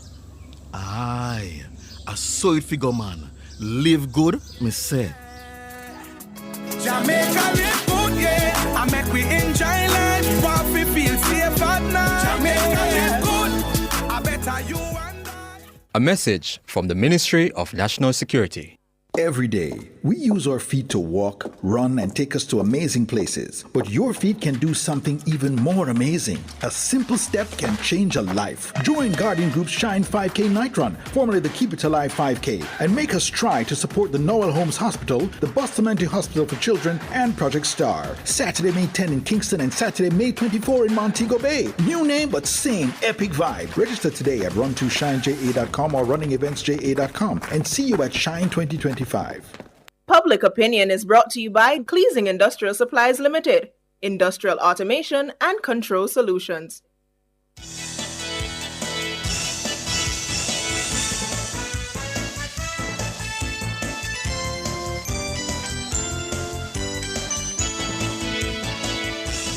Good evening, and welcome to Public Opinion. I'm Robian Williams. It's midweek, and we're still here. A special good evening to our friends over on our YouTube platform. Big up on yourself. We invite you to also weigh in live in the comments section on today's Public Opinion. Now, today is Teachers' Day. Yeah, a day dedicated to saluting our teachers. Yeah. A specific day for me. I think we should salute them every day, because everybody have to pass through them on. So, in Public Opinion this evening, we're saluting our teachers and we're asking you, who is your favorite teacher and why? Is or was? Yeah? So, if you don't have a current teacher now, who was your favorite teacher and why? If you do have a current teacher now, you're in school, whether it be whether it be primary, high school, and also tertiary. Who is your favorite teacher and why? Let's start with the comments on our X platform, where Janelle is saying, Mr. Gabidon, vice principal and mathematics teacher at Westwood High. His mentorship throughout high school and while I was a teacher was invaluable, and we are big up Mr. G. Yeah? Janelle is bigging up Mr. Gabidon, Vice Principal and Mathematics teacher at Westwood High. Big up yourself on Teachers Day, Mr. Gabidon. All right, let me see. President. This is President saying R.I.P. Miss Linton from Titchfield High School. She was so beautiful. She had all of us boys paying attention in literature class. All right, Miss Linton, may your soul rest in peace. It's Teachers Day, and we're saluting all our teachers. Afghanistan Rasta saying Miss Grizzly, the science teacher.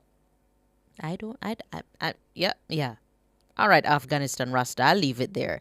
All right, on our Instagram platform, Sheikah Walsh is saying Mrs. Dawn Williamson, who is now deceased. She was the one who saw my talents and showed me the best way to use them by being involved with church and co-curricular activities. She also mentored me not to let peer pressure get to me and to be a leader and not a follower. 27 years later, I still remember her poems she wrote and sharing them with the younger generation. That's awesome. Sheikah Walsh, that's very awesome. Boss Lady is saying that my PM is my favorite teacher because he's so passionate about us, his students. All right. On our Facebook, who is or was your favorite teacher and why? Mark Rooms saying, the late Josephine Lamont, who taught me English language and literature in second form. He says that she is my favorite teacher of all time. She instilled in us a love of words and the English language. Our speaking and writing vocabulary expanded considerably under her tutelage.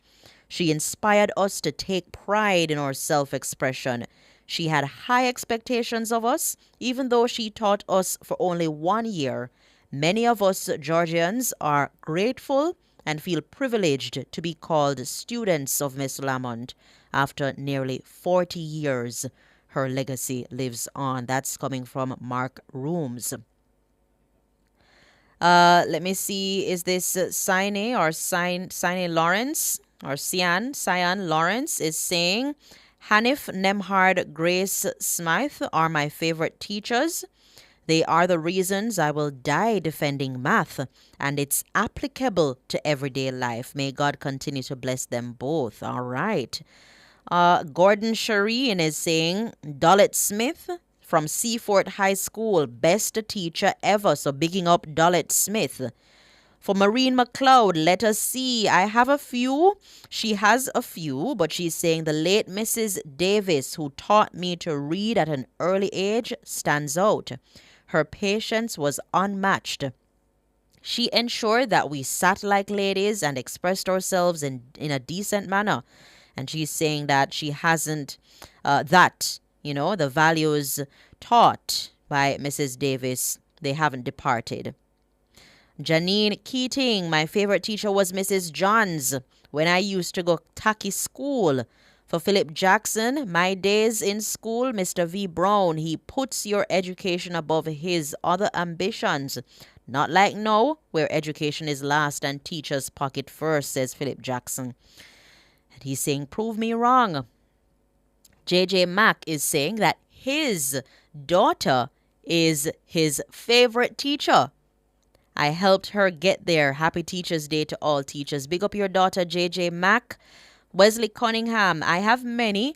Mrs. Tracy, a.k.a. Miss Ty at Grants Mountain Basic School. Mrs. Beaumont, Miss Lyon, Miss Watford, Mr.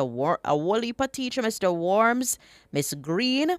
They taught me at Murray Mountain all age. They were very patient with me. Raymond Anderson saying, Miss Anderson, he taught English, or he teaches English. For Edney Powell, it's Mrs. Smith and Miss Roper at Happy Grove in the 70s. Wow, Ricardo Porteous telling all the teachers Happy Teachers Day. For me, it was Sabrone. Yeah?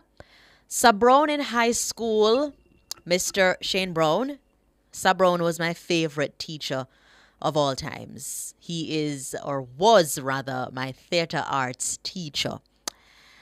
And he would say that our lives is a stage and that we're always performing. And that has stuck with me up to this day because I'm always a perform. I'm always in my drama moment, my dramatic moment. So, Mr. Brown, any which part of the world, they big up yourself because guess what? You made my high school, you were part of who made my high school experience a wonderful one at Mona High, my alma mater. Mr. Brown, theater arts teacher, all hands down. Love you. Let me see if I can get in a few more. Otis Blessings on YouTube saying my favorite teacher was Mrs. Cross of Carisbrook Primary and Mrs. Nation of Magotty High School. Both of them were special. Dory says the late Wilmot Perkins. Would you look at that? Melbourne Smelly is saying Miss Away, Mount James School. Yeah. My favorite teacher coming from Garfield Edwards is Mr. G. Brown, our accounting teacher at Norman Manley High in the 1980s. He's the reason why I am now a chartered accountant. He gave me a life-changing perspective. And this is what we're talking about. Teachers who change it for you, who really make a difference in your life. For Carlene Smith, it's the late Mrs. Smith of Black River High School who allowed me to sit in her literature classes and do the exam even though I was doing business subjects. She lives on through me. May her soul rest in peace.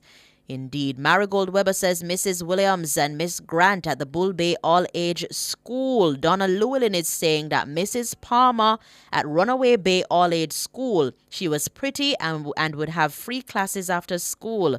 Free Saturday classes, free summer classes as well. That's amazing, Donna Llewellyn.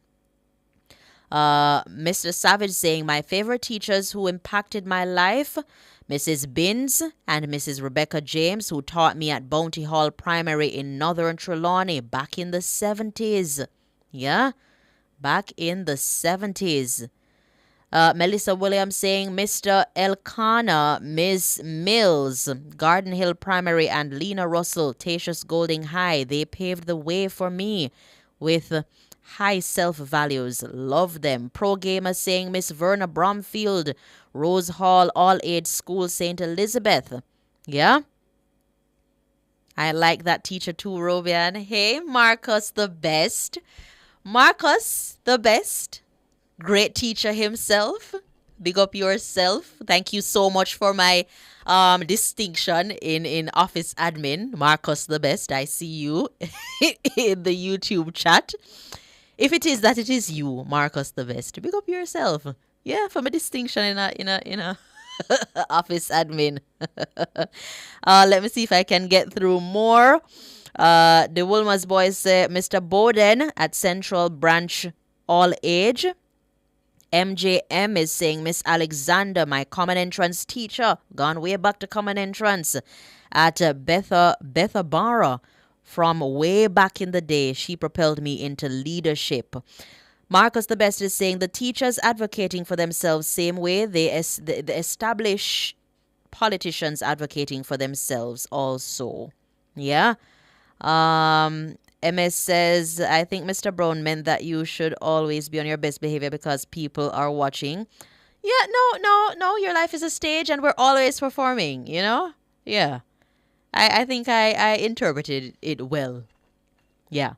But Miss Ina Baines from Harry, Watch All Age School, 16 years now, R.I.P. Mr. McDonald coming from Coffee Jam 1. Mr. McDonald, former top maths teacher at Arden High School, who went beyond the call of duty many times. And listen to me, when you talk about beyond the call of duty, you have some teachers like my maths teacher, Miss Rodney from high school. Miss Rodney will tell you that Robian in math, in math class, Robian, just leave Robian alone when it comes to math, you know, and I really appreciate my teachers over the many years that stuck through with me when it comes on to math because God see and know me did hard and tough. When it comes on to math, me not gonna lie, I'm not ashamed. My teachers, big up on yourself. All of my maths teacher them from basic school come all the way up.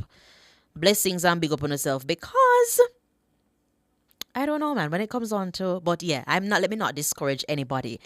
Shanna Scott says, my favorite teacher was Mrs. Alvia Nelson Christie from Unity Primary in Bunkers Hill, Trelawney. Wow, she recently passed. Horace Walker is saying, all the teachers that taught me from basic school through to high school. Big up all the teachers them, man. All of the teachers them will really go above and beyond. All the teachers. My daughter's teacher, Ms. Carnegie at Kensington. Blessings and big up yourself. Let me see if I can. Mrs. Miller. Also Miss Rose. All of them. Everybody. Blessings and each to every teacher. Amona High, big up on yourself. Big up on yourself, Amona High. Let me see if I can get in a few more. Miss Patricia Bromfield, Rose Hall, all age in St. Elizabeth. Respect to the teachers coming from McHule. All the teachers that taught me, Horace Walker saying all the teachers that taught him, big them up. Grace Ben, my school is Central High, Maypen. I can't remember all the teachers, but God bless those teachers. They were better teachers than now. But we are big up all teachers. Whether you're retired, I say once a teacher, always a teacher. Big up on yourself. Thank you so much for your contribution, everything that you have done. We appreciate you. Booker T. Serobian, if you need help on maths, my daughter or eldest son can help you. One graduate chemistry and math. Wonderful, wonderful. You know, so me get my little something there in a tree and me a stick with it. Me nah do nothing more with maths, you know. That's how it park, right there so. Thank you guys so much for participating in Public Opinion this evening. We applaud, we salute our teachers, our wonderful teachers. Those of you who are really and truly going above and beyond. Big up on yourself. Thank you so much. The Business Report is up next.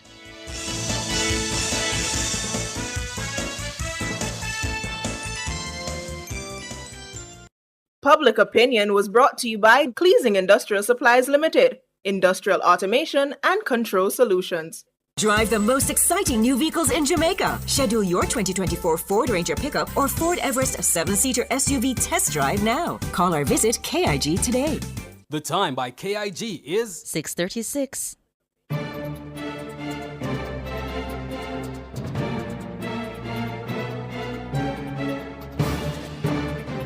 Hello, good evening, and welcome to Nationwide's Business Report. I am Robianne Williams. The U.S. Central Bank has warned that President Donald Trump's tariffs have created so much uncertainty that it is unsure what to do about interest rates. The Federal Reserve announced on Wednesday it would keep interest rates unchanged despite pressure from Trump to lower borrowing costs. But Fed Chairman Jerome Powell said the economic fallout from Trump's tariffs meant it was not at all clear what the bank should do next. The decision marked the third in a row without action, leaving the bank's key lending rate hovering around 4.3%. In the currency markets at the close of trading today, it cost 159 Jamaican dollars and 72 cents to buy $1 US, 212 Jamaican dollars and 22 cents to buy 1 British pound, and 115 Jamaican dollars and 45 cents to buy the Canadian dollar. That's the Business Report. I'm Robianne Williams. Good evening.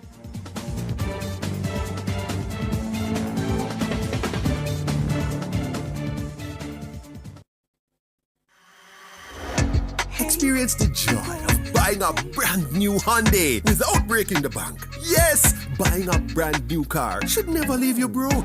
From stylish designs and safety features to comfortable driving and reliability, Hyundai is the choice. Hyundai vehicles come standard with 2 years free service and 5 years warranty and roadside assistance for your peace of mind. Drive 2 years without service cost and 5 years without fear of being stranded. Hyundai. Conditions apply. Delicious meals, poolside cocktails, right on the beach. Disconnect from your daily worries and reconnect with the one you love. There's no paradise like home. This summer, enjoy a romantic all-inclusive escape at Couples Tower Isle, Couples Sans Souci, Couples Negril, or Couples Swept Away from $295 USD per night. Take advantage of this offer today by visiting Couples Resorts at couples.com. Conditions apply.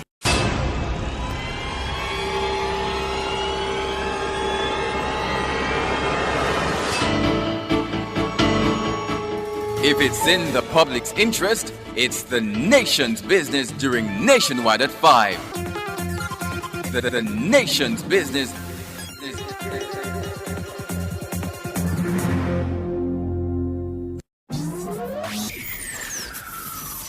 Taboo topics. Bulletins after dark. Riveting discussions. Celebrity news and interviews. Topics that are shunned by society. And everything else in between. Bulletins after dark with Kareem Bulletins each and every Wednesday, 8 to 11 p.m. Bulletins after dark. No topic is too taboo or hard to discuss.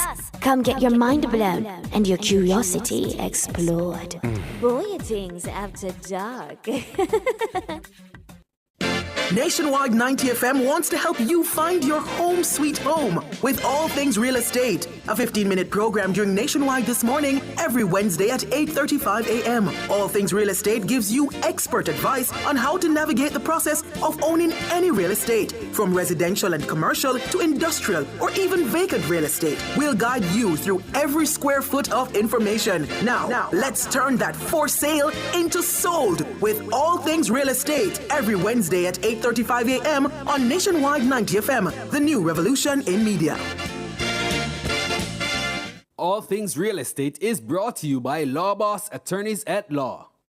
Get ready for a groundbreaking transformation and tune in to Cliff Hughes Online from 10 a.m. to 1 p.m. as we broadcast from the Community Electrification Project in Mineral Heights, Clarendon on Friday, May 9. Backed by $1 billion Jamaican dollars. This bold initiative, led by the Jamaica Social Investment Fund and the Jamaica Public Service, offers free house wiring, electrical certification, and prepaid meters to vulnerable households. Plus, a bonus $4,000 credit to kickstart your connection. It's safe, legal, and empowering. Say goodbye to risky, illegal hookups. Light up your life with opportunity. Powered by Progress, powered by Community. So tune in to Cliff Hughes Online, Friday, May 9 from 10 a.m. to 1 p.m. It's the Community Electrification Project. Catch the live stream on Nationwide 90 FM's YouTube channel at Nationwide 90 FM Live 2. All this and more only on Nationwide 90 FM, the new revolution in media. This broadcast is brought to you by the Jamaica Social Investment Fund. Do you have a consumer-related issue? Want to learn more about matters concerning you as a consumer?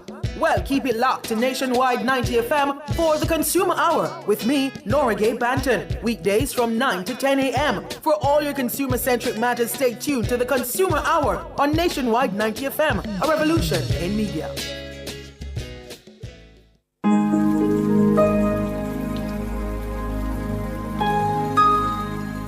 Hi there. Here's some good news for these trying times.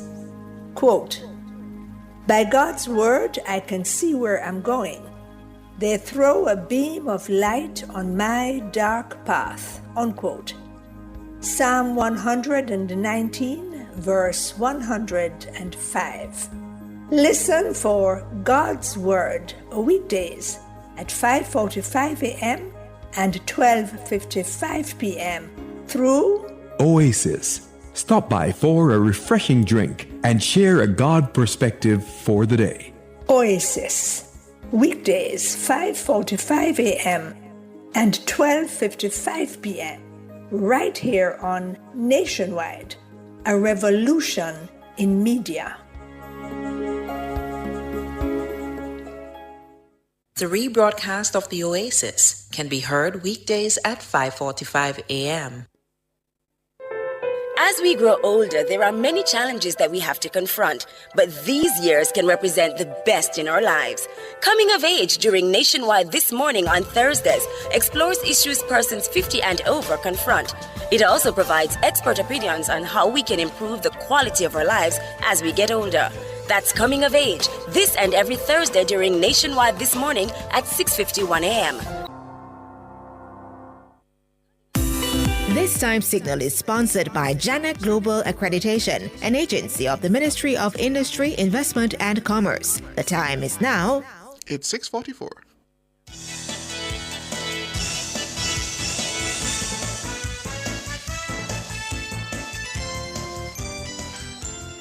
Welcome back, listeners and viewers. It is time for the nation's business. I'm Siobhan Campbell. And my name is Sanjay Lewis, CEO of the Jamaica Teaching Council, the JTC. Dr. Winsome Gordon is hitting back at the Jamaica Teachers Association, the JTA, and its assertion that the Jamaica Teaching Council bill in its current form is a betrayal of educators. President of the JTA, Dr. Mark Smith, has said the bill is heavy-handed, prioritizes punitive measures over professional empowerment, and places too much regulatory power in the hands of external authorities. Dr. Gordon, who is also a member of the JTA, disagrees. The JTC bill has been over 2 decades in the making, and according to Dr. Gordon, the JTA has been at the table through the different iterations with several of the association's recommendations adopted. In 2015, JTA presented us 7 concerns. Reverend Thwaites was at that time the Ministry of Education. We made all the adjustments except 2. And so when JTA used these emotive words, I'm a little bit disappointed. We're a teaching profession, and therefore we must function as who we are. We are responsible for the upbringing of our children. Earlier this week, during Nationwide at 5 on Monday, the JTA president raised concerns that only 6 teachers who are members of the association were part of the council. Allow us to have a greater say in the quorum. So the quorum presently is at 11 out of 31 individuals, all right? Mm-hmm. And we have put forward the notion that of the individuals who have been selected by the association representing teachers, we would have 5 of those individuals, right? So we would then constitute, or 6, even more. We'd be willing to take a little bit more. So you'd want to give the JTA the majority of members necessary to constitute a quorum? A quorum. Dr. Gordon pushed back, informing that over 60% of the board is made up of teachers. Well, today we continue our discussion on the JTC bill with education stakeholders, and we're now joined by the president of the Jamaica Independent Schools Association, that's JISA, that's Tamar McKenzie, and the president of the National Parent Teachers Association of Jamaica, that's the NPTAJ, Stuart Jacobs. Good evening and welcome. Good evening. Thank you for having me. Wonderful. Let me start with you, Ms. McKenzie. What's your general view of the JTC bill in its current form, and does it adequately represent the interests of independent schools? Well, first of all, thank you for having me. I think it is important that all critical stakeholders have a voice that is shared on the matter. I'm really disappointed that JISA has not been included in a substantial way. We're not a part of the council, unfortunately. We have not been included in the preparation of the bill.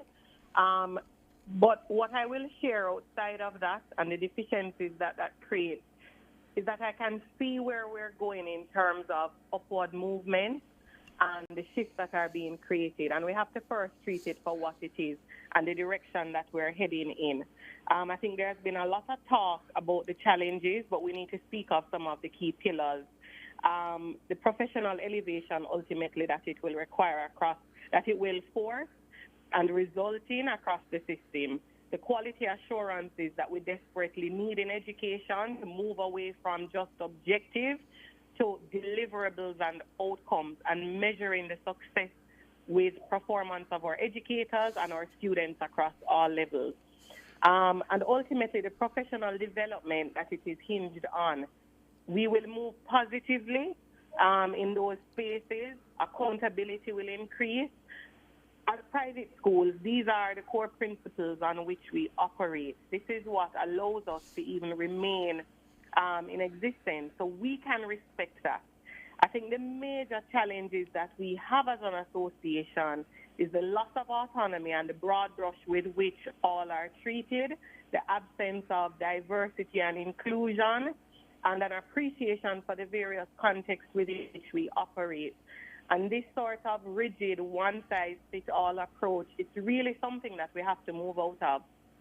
Education is a living, moving, breathing organism. When you look at the growing needs of our parents or students, or neurotypical students sharing classroom with neurodivergent, and however we want to spin it with special needs, the realities are we're not in a space as a country where the total development of our special needs students can be cared for in the programs that have been created for them.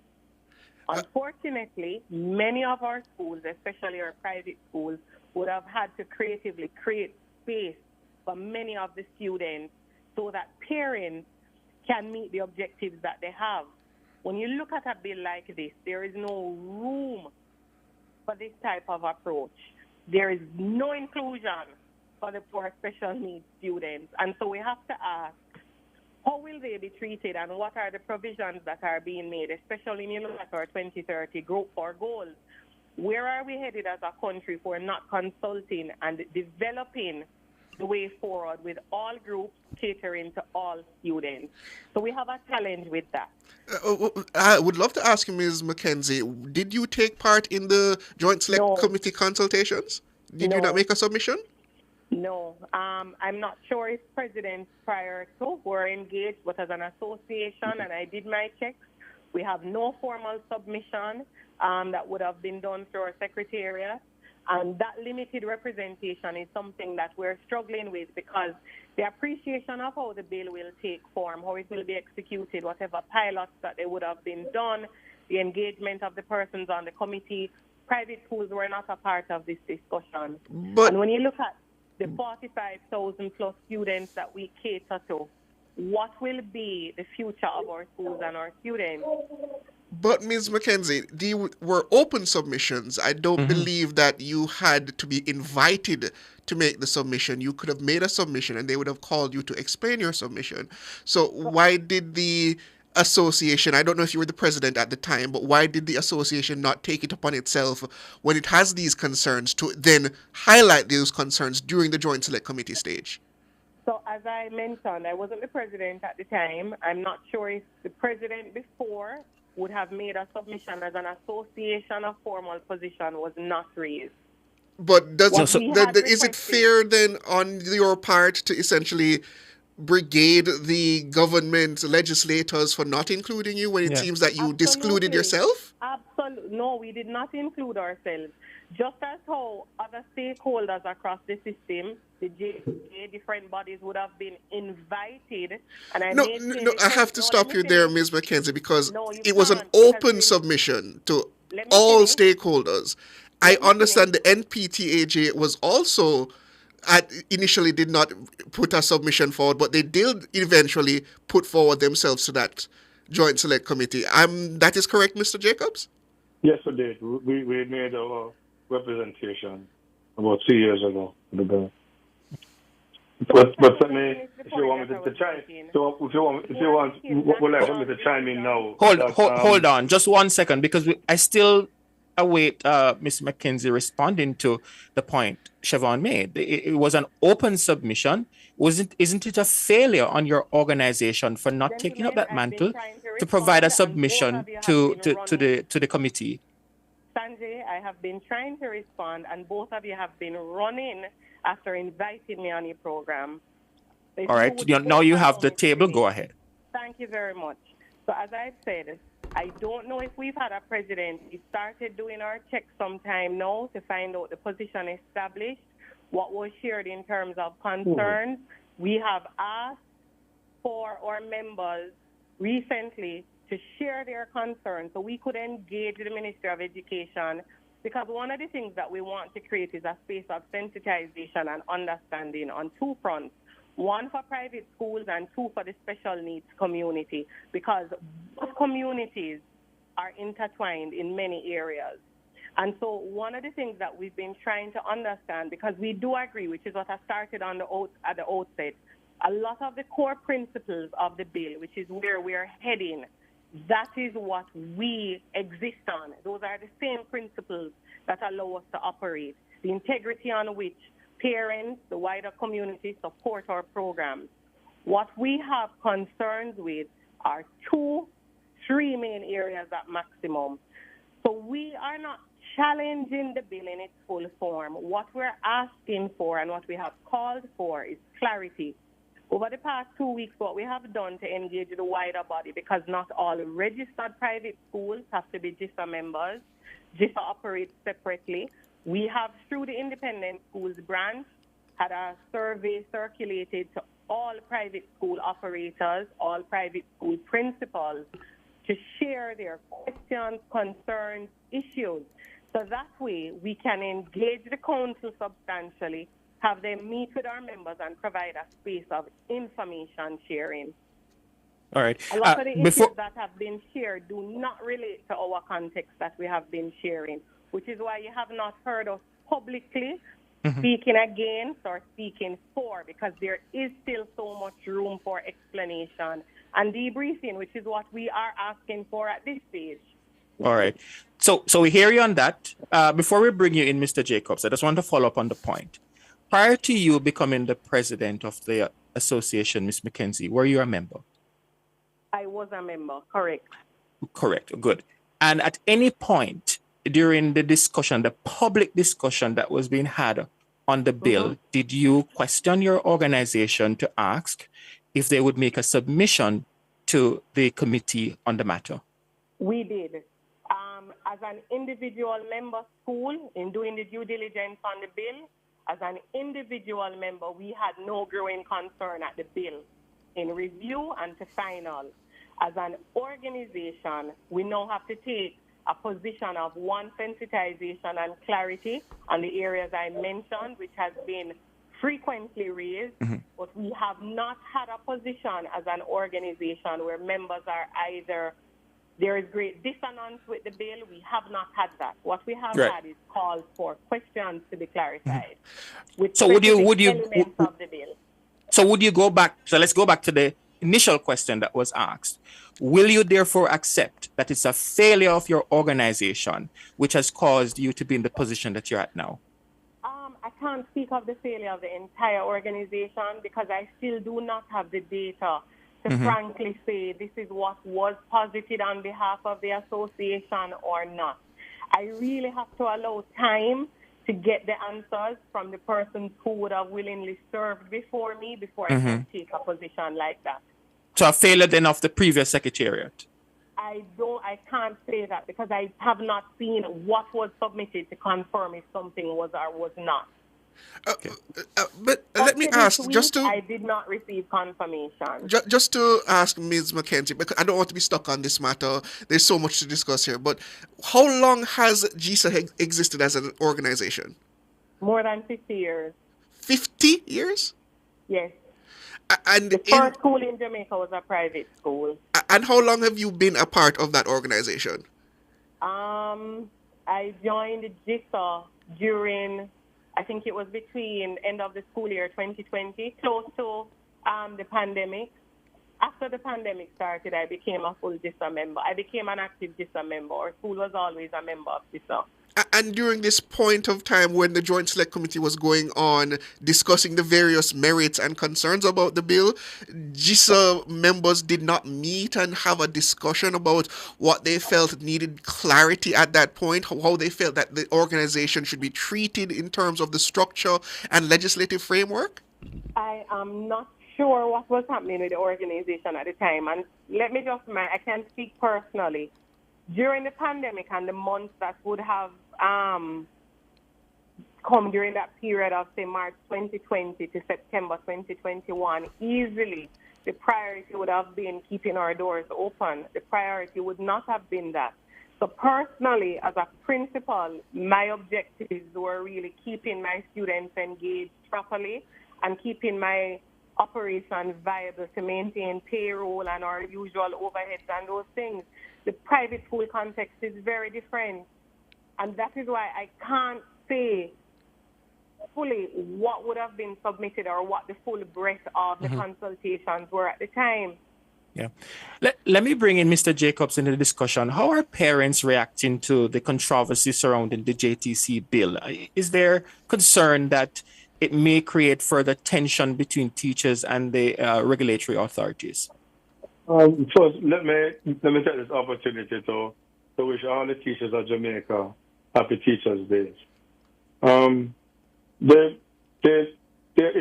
is concern where the parents are concerned that at this time when our students are preparing for external exams, the CAPE and CSEC and so on, Then and also end of term exams just about 6 weeks to go before the end of the school year.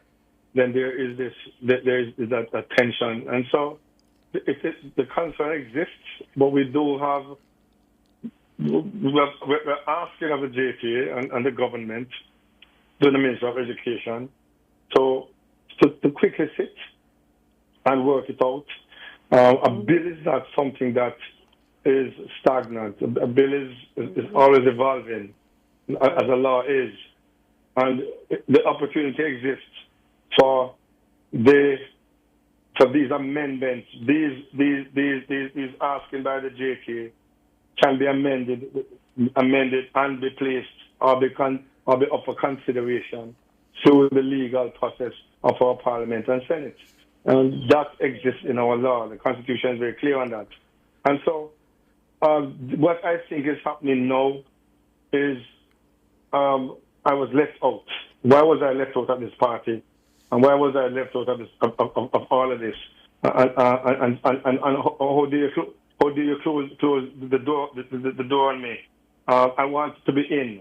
Sure, the parents of Jamaica are saying we have no issue at all with the fact that these points, these submissions by the JT and others ought to be included in the bill. But if you look at our history, most or all of our bills weren't done on the first day and they continue into infinity. They weren't. They were always looked at. And the Jamaica Teaching Council bill, as far as the NPTH is concerned, is a transformative legislation that I believe can reshape our education landscape for the better. Why? This bill, it allows for immediate registration of trained teachers, enabling us to swiftly fill classrooms with qualified educators and identify subject area gaps of more targeted recruitment for teachers. This is critical in addressing teacher shortages and ensuring our children receive the instruction they deserve without delay. Also, gentlemen, what we need to also recognize is that the bill, that many aspiring teachers may need additional training to meet licensing requirements. So I think sometimes we're getting too much into who is supposed to be in the bill and what is supposed to be in the bill, and I'm looking at the substantive nature of the bill, because it will offer scholarships being offered and from time to time to upskill our teachers and remember, you have the next 2 years before it becomes really effective. So that will give an opportunity for the activities to expand the teaching pool and empowering more individuals to pursue in the profession, knowing that in 2 years' time, the asking of the bill will become effective. Transparency is key in education. And this will help the public understand who is vetted, because all of a sudden, people are not understanding some of the rudiments of teaching and eligibility to educate our children. This is particularly vital, I'm saying, for parents and guardians who want to ensure their kids are learning from qualified professions. And that is our big stance on it. Importantly, the JTC bill will promote equity and access to quality education by establishing consistent standards across all regions, including rural and traditional underserved communities. Every child deserves the same. And finally, when one continues to debate over who should be in and who should be out, I think we can do it a better way. I mean, we know it's that time of season where we want some points here and points there. But step back and look at it. Who is going to be affected by the rambling in the public? Who is going to be affected by the bill? Is not going to stop a teacher from going to work tomorrow morning.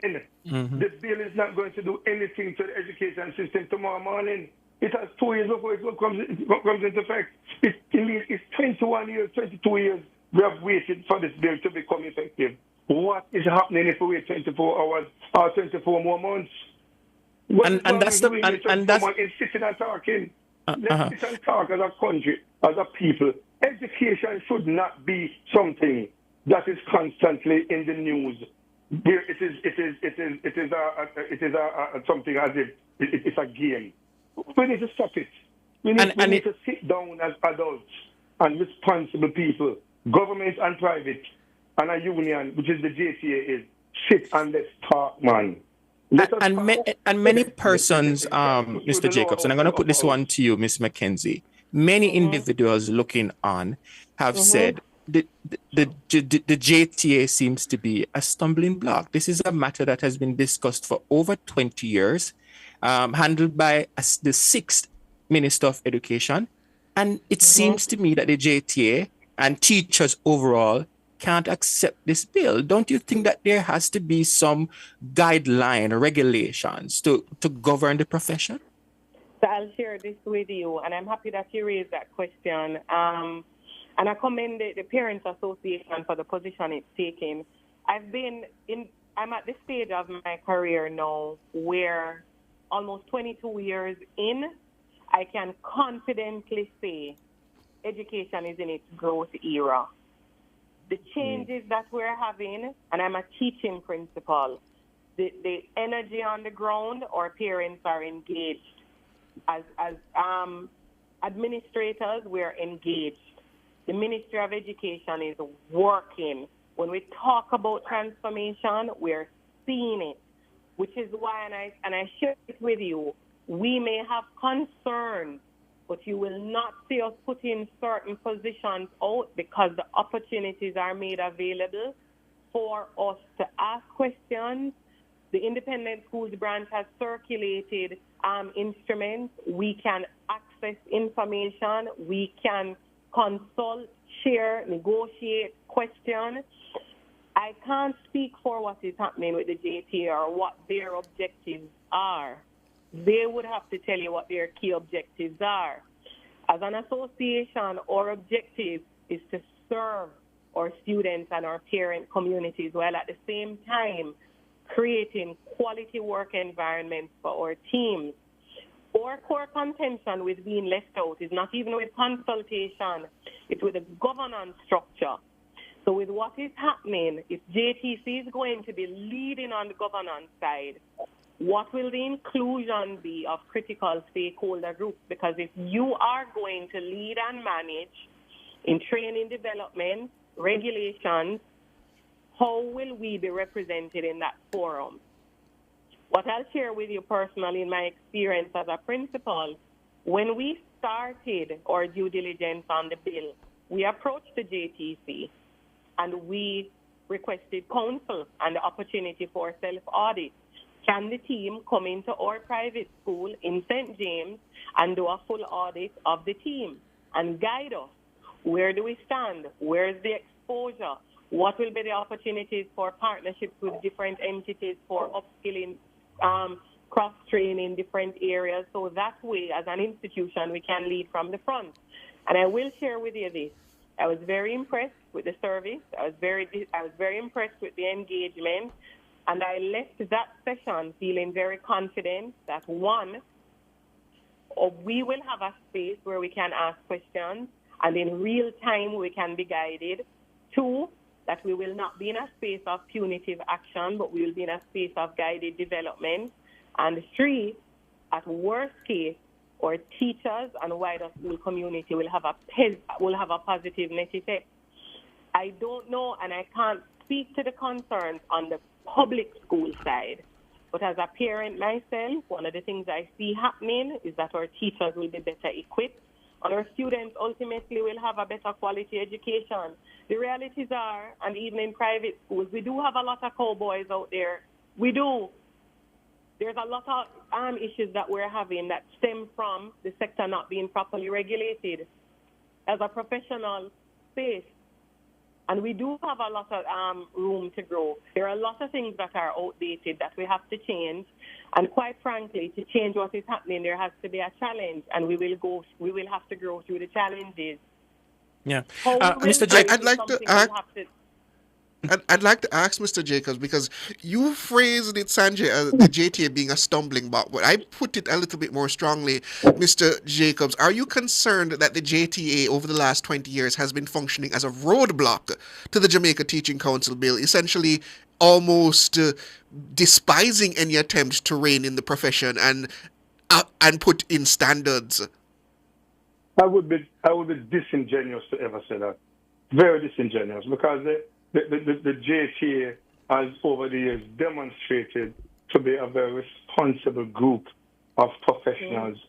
Although it's a union, they have certainly defended the rights of teachers. It's an area where teachers can always go to for solace and an understanding between itself and its employer, the government, or churches, and so on. I also would want to say that as a result of the JTA, the profession of teachers has been raised to a particular standard because of their involvement. So I would never say that. What the JTA is doing at this time is to ensure that their membership is represented in a bill that to some may see it as being a punitive bill, because it does have something. Because when the NPTAJ made our submission to the joint sitting, where I was also present and I also presented, was that we asked that teachers on a cycle get re-certified, and we use examples of other professions where you need to be recertified, and it was obviously it was taken into consideration, because thank God, and we are very proud of it. It is a part of the bill. It's one of the asking of the bill and the mandates of the bill. But the creation of a public registry establishes a centralized public accessible registry for licensed teachers in Jamaica. That's one of the things I'd ask for.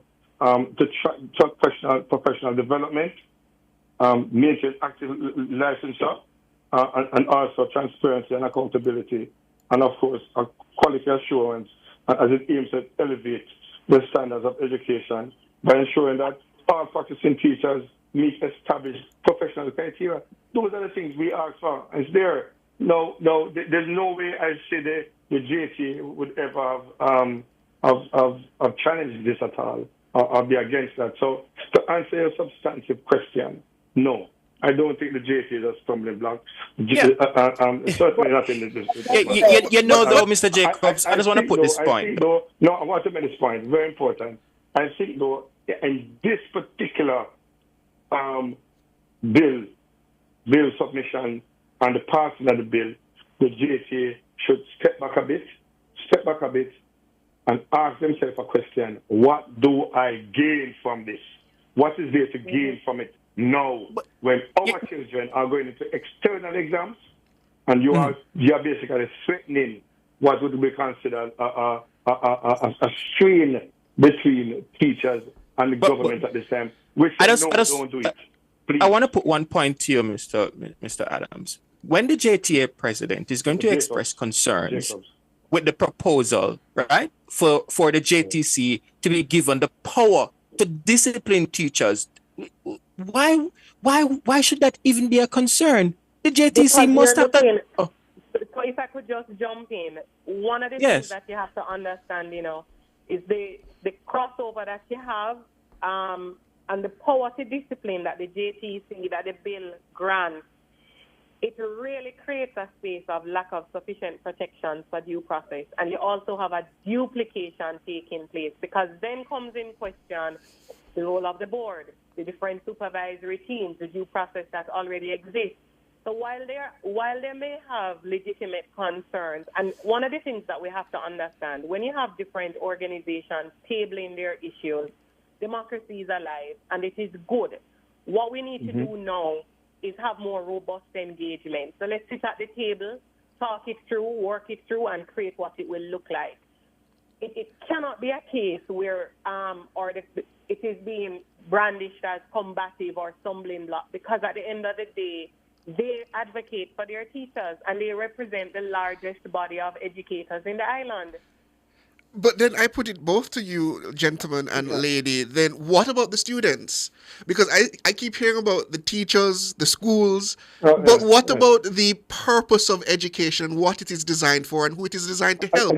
The students, who is representing the students in this conversation, and what is best for them? Us the parents. That's what we did. That's what we thought about when we sat down to make our submission on that day.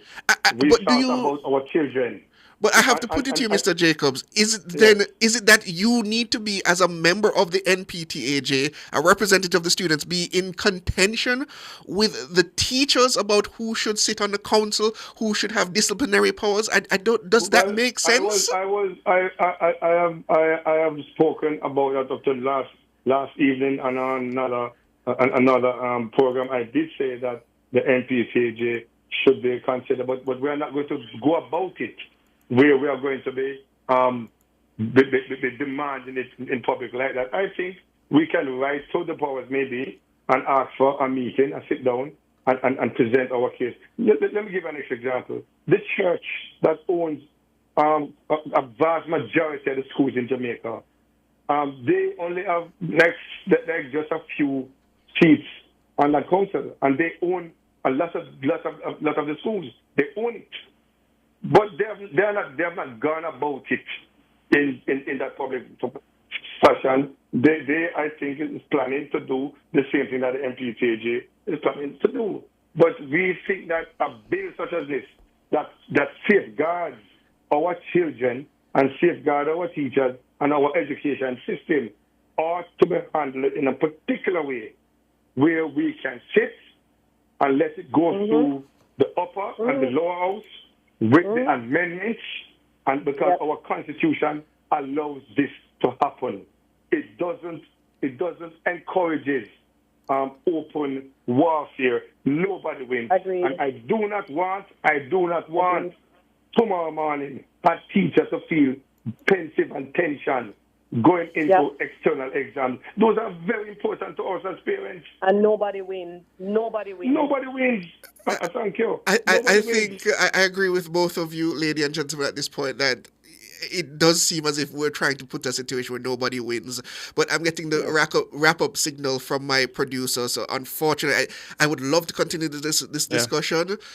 And I believe this discussion has to be continued at another time, but unfortunately, we're out of time. Thank you both, Jamaica Independent Schools Association President Tamara McKenzie and President of the National Parent-Teacher Association of Jamaica, Stuart Jacobs. Thank you both for joining us. It has been an insightful discussion. Thank you. Thank you. Thank you so much. All the best.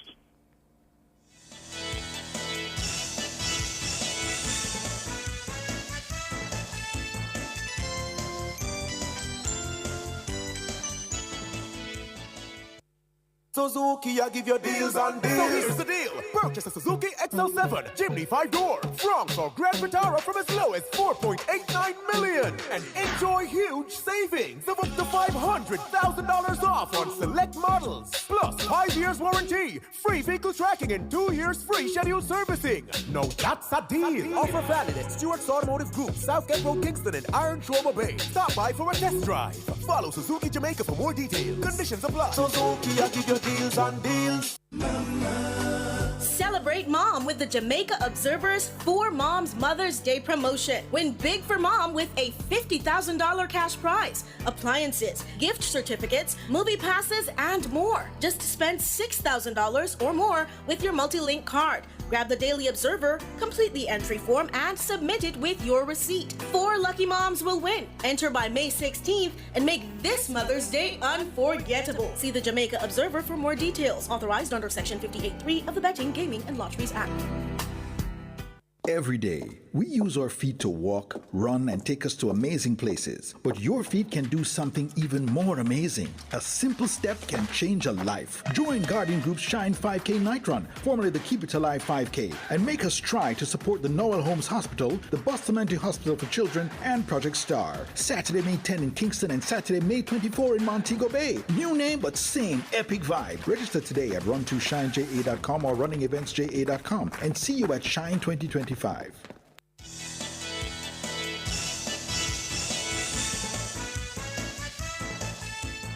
Welcome back, listeners and viewers. Returning to Rome today, the College of Cardinals has gathered in the Sistine Chapel for the conclave to elect a new pope following the death of Pope Francis.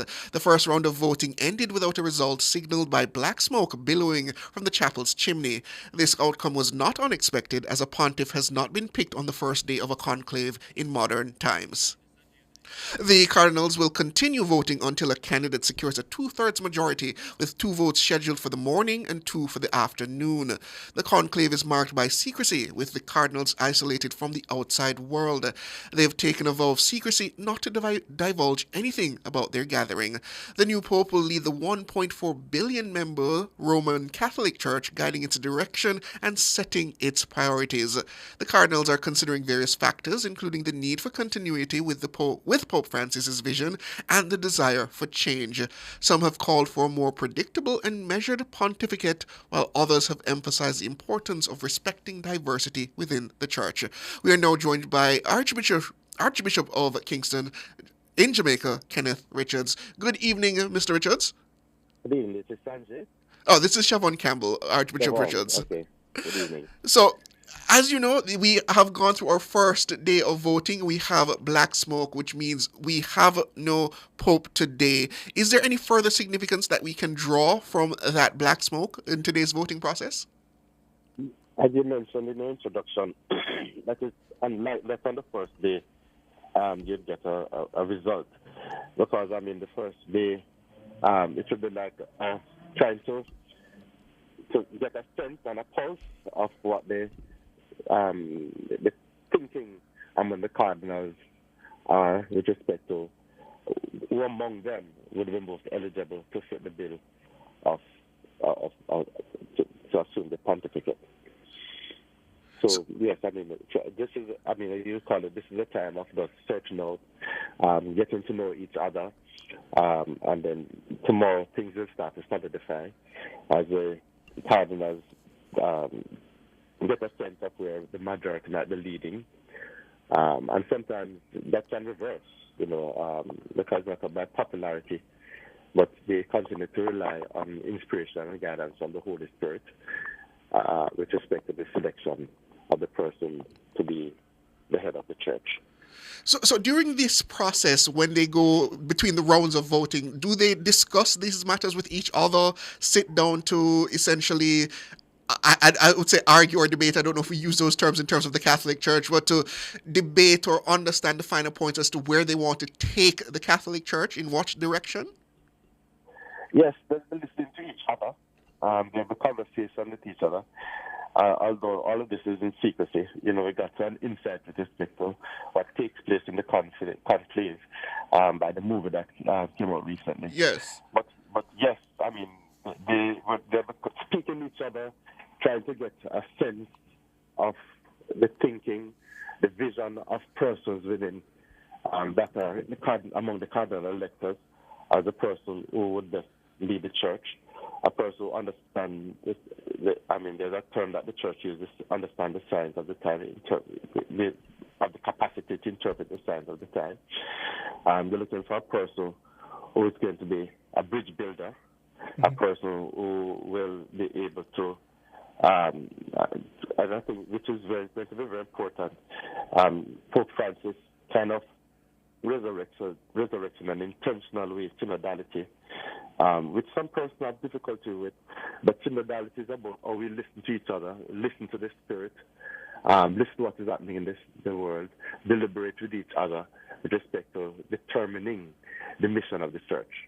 Mm-hmm. And so in their conversation with each other, they're kind of listening to each other to see who has the pulse of the church,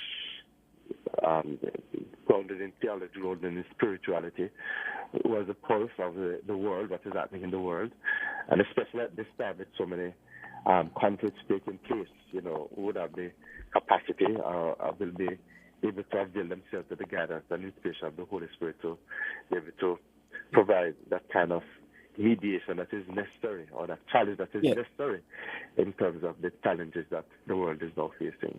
And as you speak on that, there appears to be a split between those seeking unity through a more traditional pope and those who want to build on Pope Francis' reforms. Where do you see the global church leaning at this moment? Wow. I think, personally, I think that grounding in Scripture and allowing a grounding in the doctrines of the church, just on the teachings of the church, is going to be very important. But you need somebody who also, as what Francis brought to the table, was a pastoral approach. And a lot of persons had some difficulty with respect to the overly pastoral approach that he did with respect to addressing moral issues, etc. But his whole approach was an opening and an embrace for persons. And in a sense, if you want to compare his compassion and his humility in comparison with Jesus Christ.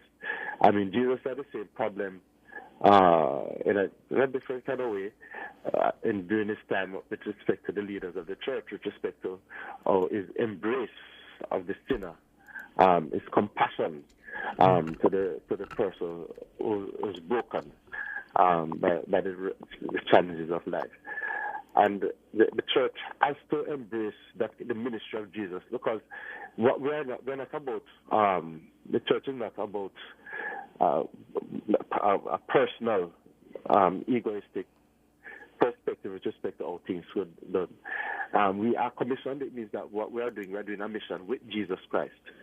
And so the cardinals, and as they look around, need to find somebody who is going to be in tune with that kind of reality, understand that it is the mission of Jesus Christ that we accomplishing. And so we must therefore avail ourselves to the Spirit, avail ourselves to the teachings of Scripture, and of course the interpretation of Scripture over the years, because of the wisdom of the church and the fact that it has the authority to define and interpret Scripture with respect to its application is going to be very important. So, just a follow-up, Siobhan. So, Archbishop, how important then is it that the next Pope reflects the diversity of the church, especially with the growing Catholic population in the global South? You have to, because the globalization, there's a coming together of all north, south, east, west. And what we need to overcome, of course, is the division of races and the barrier that we allow to come up, because we sometimes allow these things that are different about us to divide us, which are rather recognizing. It brings us to recognize the contribution that each member of the human race can contribute to the advancement of civilization. And so you need a person. That is why the Pope is also referred as a bridge builder. That's what the meaning of the word pontificate. And so taking to that consideration, interpreting the signs of the time, being able to relate to people is going to be very important.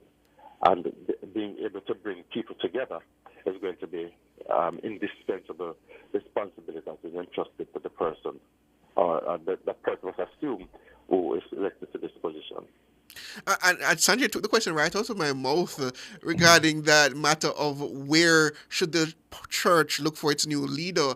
So do you not see the pontificate returning essentially to Rome as represented by one of the front runners? Well, the Holy Spirit moves in mysterious ways.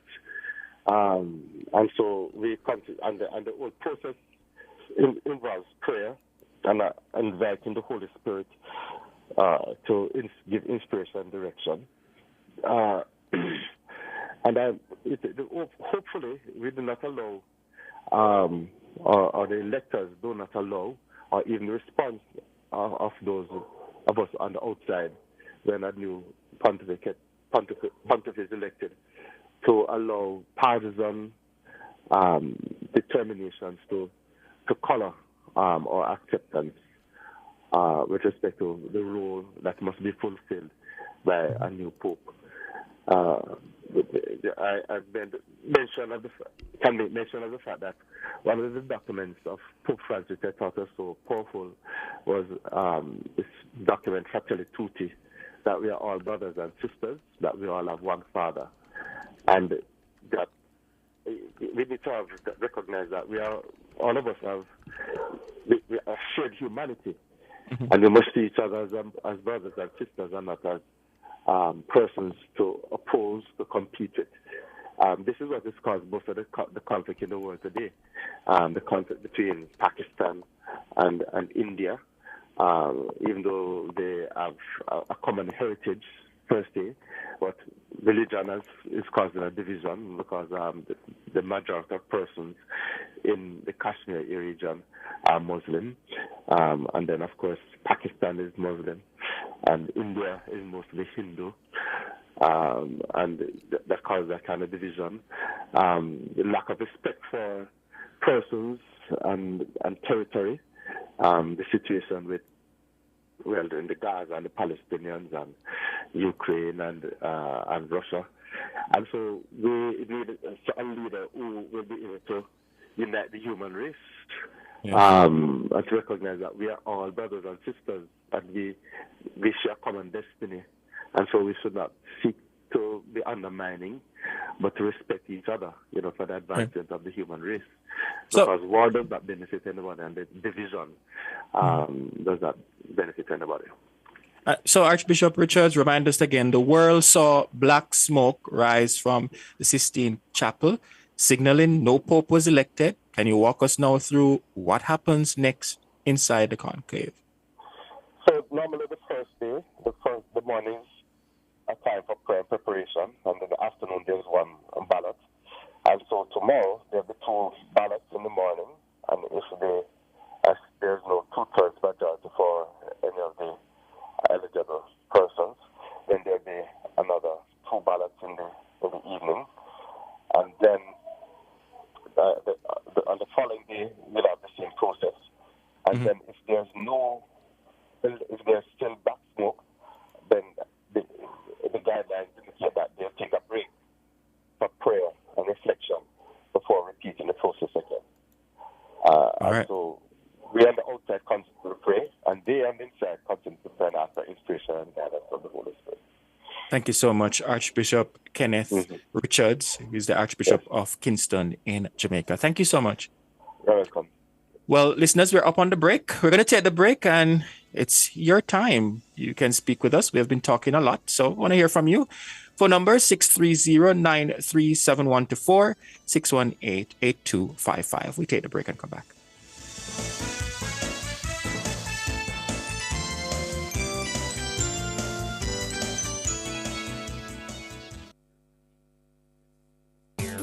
The Watchman. Exploring issues shaping our society, government, and business. Provocative, unconventional. Dr. Henley Morgan is The Watchman.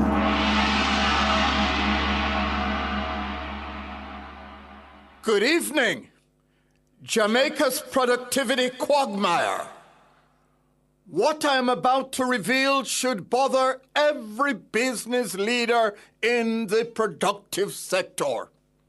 Few, if any, worker in this country can give a definition of productivity, much less say how to achieve or measure it.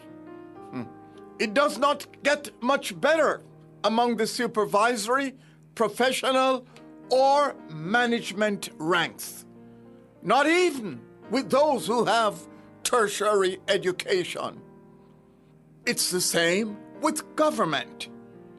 There are many words beginning with the letter P associated with a country's economy. Prosperity, product, production, price, performance, plant, people.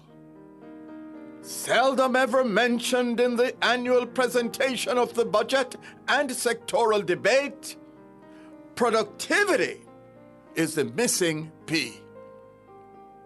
It was therefore not only timely but necessary for Prime Minister Dr. Andrew Holness to adopt the posture of a professor and lecture the nation on the crucially important topic of productivity. His clear-headed thinking on the need for Jamaica to build a culture of efficiency and productivity is worth replaying. I quote from a recent speech of his.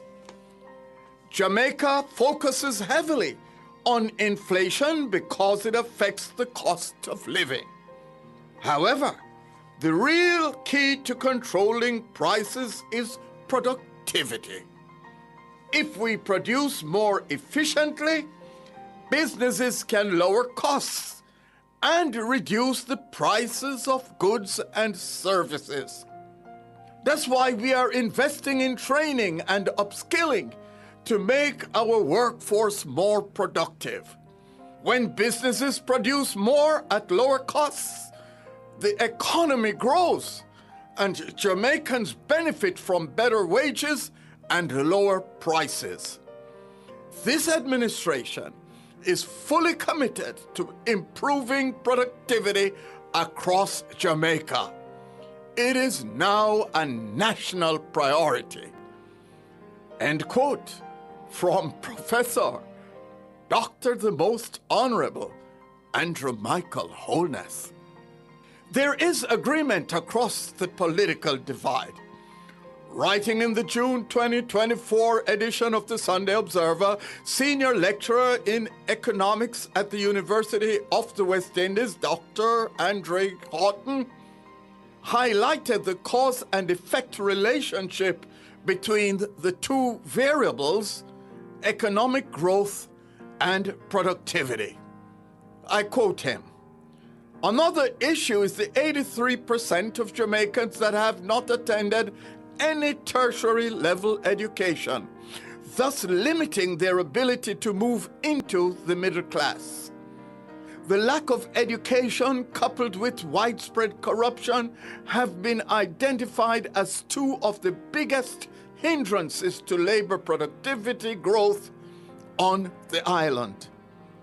As a result, we see a range of issues: low wages, a low standard of living, low output, low technological adoption, low business sophistication, low innovation, and low self-esteem among the populace." End of quote by Dr. Andre Houghton. Listeners, anytime you see 4 men with machetes taking 10 hours to clear a piece of land of bush and trees, when 2 men with a whipper and a power saw could do that same job in half the time, 5 hours, then you understand the problem of low productivity that has kept Jamaica backward and poor. Think on these things. Produced by Agency for Inner City Renewal, AIR, and recorded in the Jamming Studio, Trenchtown, a breath of fresh air bringing change to the inner city.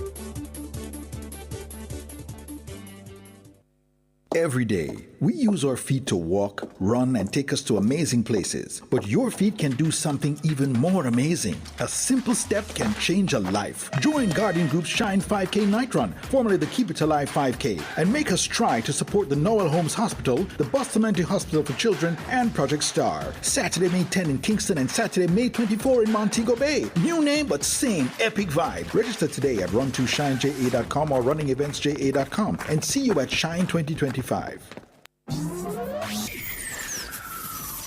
Taboo topics, Riveting discussions, celebrity news and interviews, topics that are shunned by society, and everything else in between. Boyatings After Dark with Kareem Boyatings each and every Wednesday, 8 to 11 p.m. Boyatings After Dark. No topic is too taboo or hard to discuss. Come get your mind blown and your curiosity explored. Boyatings After Dark.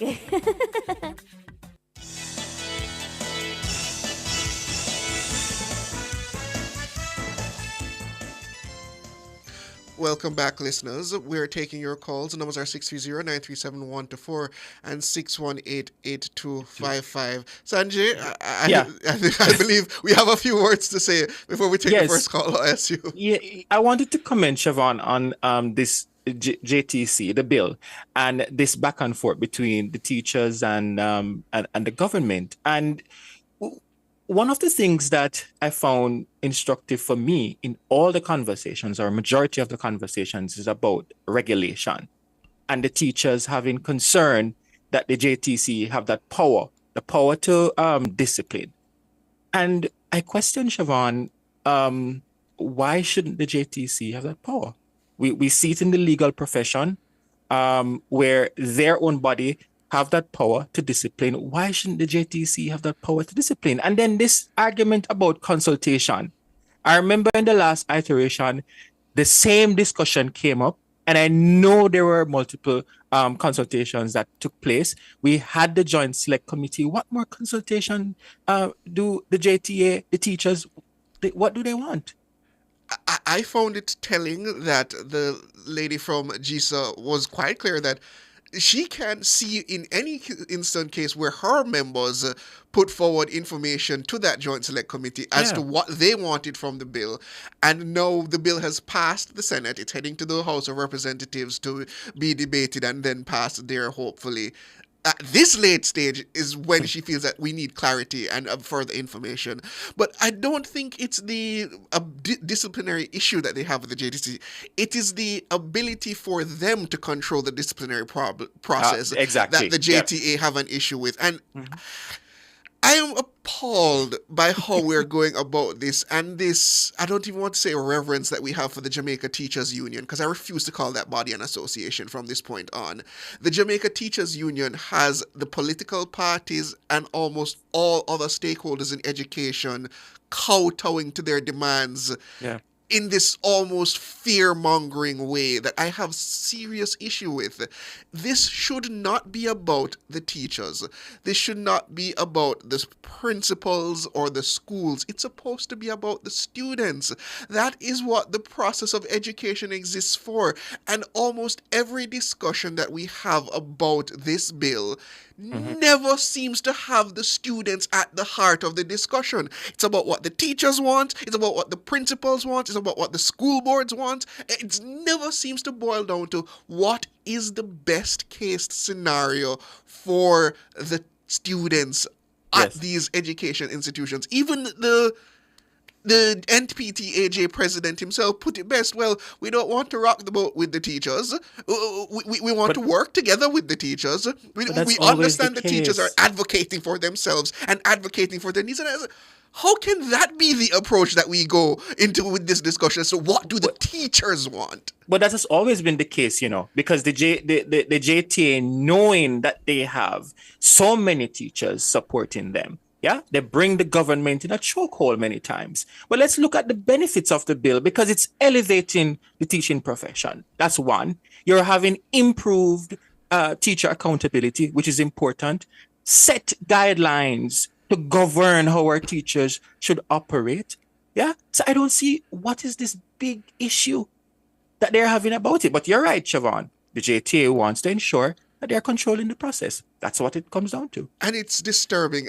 Remember, because I keep being reminded of this. In the United States, their school board system, it has its flaws, but it is an organization that is designed for the sole purpose of ensuring education, because the school board has this almost overwriting ability in terms of the overall process of education in the United States. The school board can fire a sheriff. The school board can fire a principal. The school board can fire a teacher if they feel that they have not functioned in the role as they should. So when we're talking about accountability, the JTA wants to be accountable only to itself. Which is why it's demanding that not the teachers get majority membership, that the JTA gets majority membership on the Jamaica Teaching Council. Remember that we have to make that distinction. It's not the teachers that they want, because the teachers do have the majority on the council.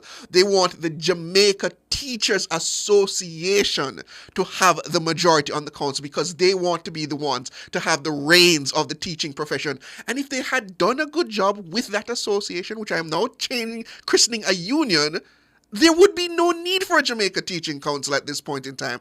They have failed in their duties as educators over the years, and they can hee-haw and say they're not paid well, X, Y, Z. They have failed. They get 70% of the country's education budget, and we do not, as numerous reports from the United Nations and other bodies have pointed, we do not get the value of money that is spent on our education budget on teachers. That has been borne out in numerous reports. The Patterson report, the report commissioned by the Ministry of Finance from the United Nations said the same thing. 70% of our education budget goes towards the teachers, and we do not get value for money from that. And they do not want to change that dynamic. They want to be the ones in control. They want the ones to be able to advocate for whatever ridiculous salary demand they want at any point.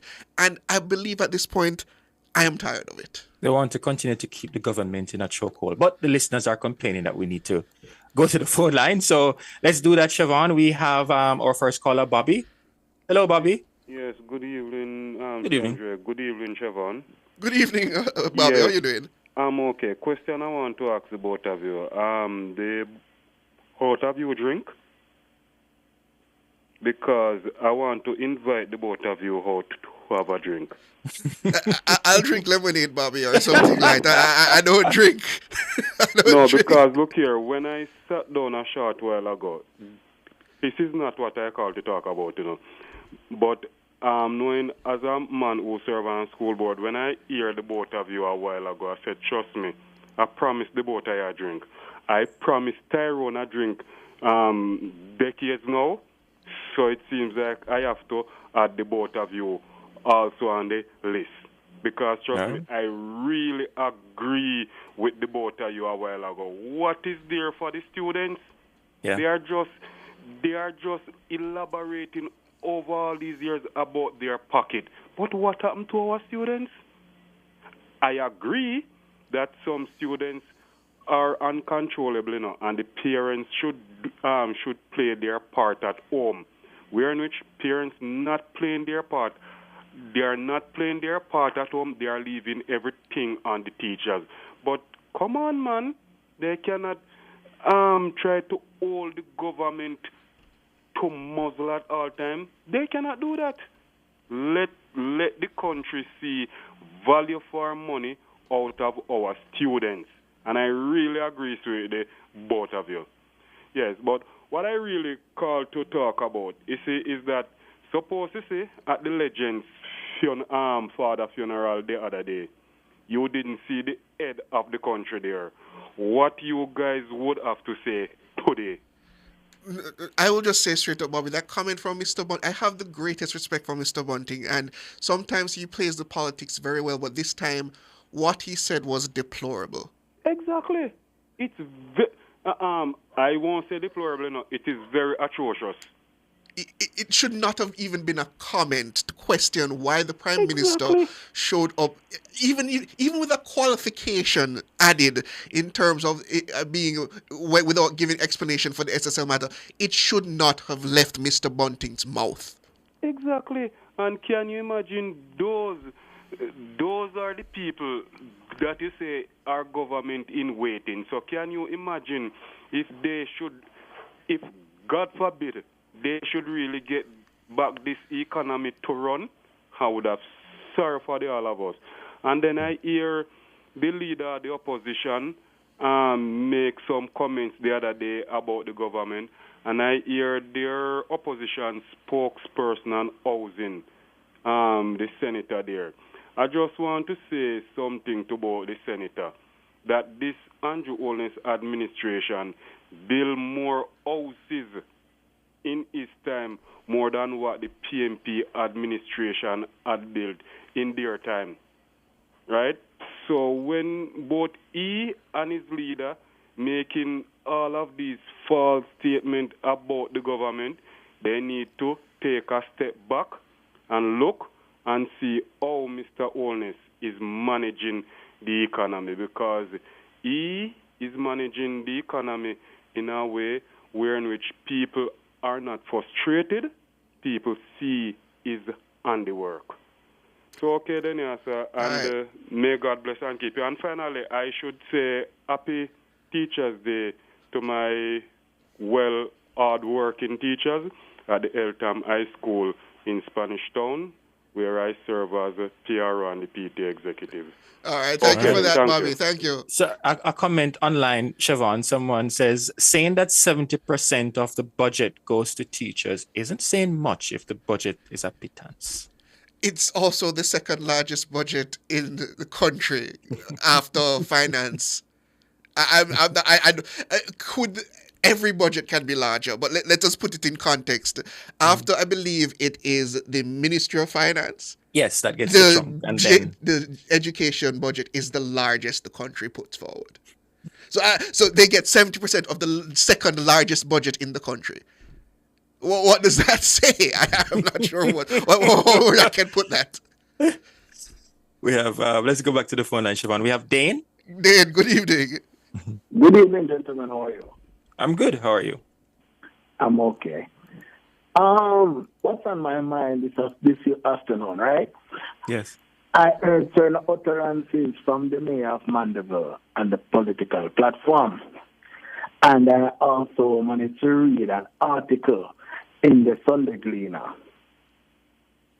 As a MP aspirant, as a mayor, right, who is vying to become the next member of parliament for Manchester Central, when I read the article, he made a point saying that the PNP is united and strong, and based on that factor, they will win. But he placed more emphasis on the unity with a prominent businessman based in the constituency and winning the seat in the next election. He did not say, as the councillor for the Royal Flat Division, and based on the work that I have done, and based on the work that my team has done, I am confident that we will win the next election. He is just basing the fact that the prominent businessman is back on board. He wasn't on board in the last election, and that's why they lost. So he cannot brag to say, based on the work that I have done as a mayor, based on the work that the other MPs before the present MP has done. Okay? But I have a strong... Yes, sir. If I must say, part of politics is about organization and organizing on the ground. So you could do all that you did in office and boast about it and put it out. But if your ground game is not there, leading up to and on election day, you're going to lose the election. And I think that's the point he's highlighting, that they have to fix the issues, the controversy within the constituency in order for him to win. Yes, but you should also highlight your work, which is also important, and that is not forthcoming. I don't hear it forthcoming from him. But overall, I have a messaging problem with the PNP. I'm not getting that message. Whenever they go on the platform, all I see is like a farce with the narrative, even with the opposition leader. He spoke in East Central St. Catherine on Sunday. He attacked the Prime Minister about his integrity. He went on to say that the Prime Minister is under investigation for illicit enrichment, which is false. It is false. I also hear the two MP aspirants in the southern belt of St. Elizabeth. They are campaigning. Okay. They are campaigning on agriculture. They're saying, we're going to do more for the farmers. But at the same time, you're not saying, the PNP prior to this government, we have done this for the farmers. We have rehabilitated this amount of farm roads. There is nothing. It is just vague. The message is just vague. I've said it before, Dane, that the PNP has an uphill task in trying to show the Jamaican people why they should switch from the Jamaica Labour Party. Because the issues that, for example, in December, that they were campaigning on, which are real issues, the matter of roads, the matter of water, the government has begun to address those pain issues. So it's an uphill task. And again, many individuals have asked about the messaging. What will the messaging be of the PNP? So based on that, I think they should meet as a group and discuss the messaging going forward. But for now, it don't make this whole thing time come for what? I will say this. I have seen some documents. I can't say how I've seen them. I've seen documents in terms of what the party spokespersons should focus on in terms of when they go out and campaign and talk to the people. And interestingly enough, at the top of that list is the Prime Minister's Integrity Commission report. Which it remains their single strongest message, so to speak. And it's which is why you hear Mr. Golding talk it almost every platform he speaks on. It's why you hear Dayton Campbell talk about it almost everywhere he goes. Why you hear Mr. Bunting tries to weave it into his messaging. They still view it as one of their most potent messages. As to how effective it is going to be. A part of it is false because he's saying that the Prime Minister is under investigation for illicit enrichment, which is false. I hear you. I think I agree with you when you use the definition of an investigation. If a report has been tabled, is an investigation still ongoing, Sanjay? So and then on top of that, didn't Mr. Bunting say that the FID is not able to do that investigation because they're short on funding? Yeah. So I'm trying to understand. Where in the limbo is it? Where are we? We're really in limbo. Anyways, Dane, thank you as always, Dane. Let's squeeze in this last caller, Lady J. Hi, Lady J.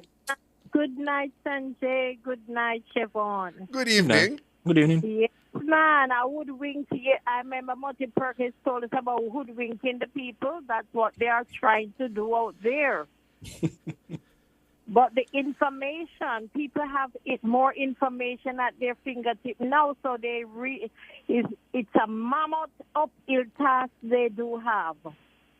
However, I just want to say about the seats of Audie Shaw and Mike Henry. I want to commend those two stalwarts for contribution to the Jamaica Labour Party in their tenure, right? And Mr. Samuda.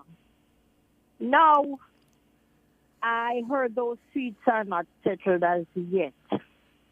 Now, the Mayor Williams gone all the way down there to see if he can get a space in. Now, Mayor Williams' performance in the parish council was quite dismal. I don't know what he's going down there to prove. Stay where you are and do what you can for your people. They don't need him down there because his performance was dismal. So I'm watching Mr. Chang, what he's about to do, and where Audley Shaw is concerned. Yeah? And then again, by Mr. Delano Steve Wright, that young man come through the Generation 2000. At one point, I think he was the president. He has worked hard for the party. He has worked diligently for the party. I have never heard of a Christian Tavares Simpson really coming out and fought battles like what Delano Steve Wright has fought in the past, and he's still doing. So I am watching that seat carefully, who it will be going to. I am a Labourite, yes, and I'm looking carefully at how they are selecting these seats. Because Terencia Morrison, I believe she was a neophyte, and she went in, and she is performing poorly in the constituency where she is. One section of the constituent don't know her none at all, right? And she is there. Delana has worked hard for the party. I remember him all the way. So, hard work must be rewarded and not friend and competition. I'm sorry. I'm getting the wrap up signal. Yeah, I just want to add one quick thing though. You see that constituency, St. Catherine Northeast, has always been a tough one. Remember the previous MP? Same argument. No, Carencia, it's a tough constituency. But thank you, Lady J. She has time, man. She has time. Can move around. Always All right. voting time they are here. Thank you. We're here, lady. Thank you for the call, but I really have to wrap up. Thank you to our super producer this evening, Sonia Stewart, our technical operator, Andrew the Glenn Boogs Anderson, all my friends and compatriots in the news and production department, led by the very capable Cara Powell. All of you in YouTube, all of you in Radioland, thank you for joining us. Jacqueline Thomas, Mary Gold, Kirk Buchanan, Paul Peart, Little Miss R, Maureen McKenzie, all of you, thank you so much for joining us this evening. I'm Siobhan Campbell. And my name is Sanjay Lewis, wishing for you a wonderful evening. Good night.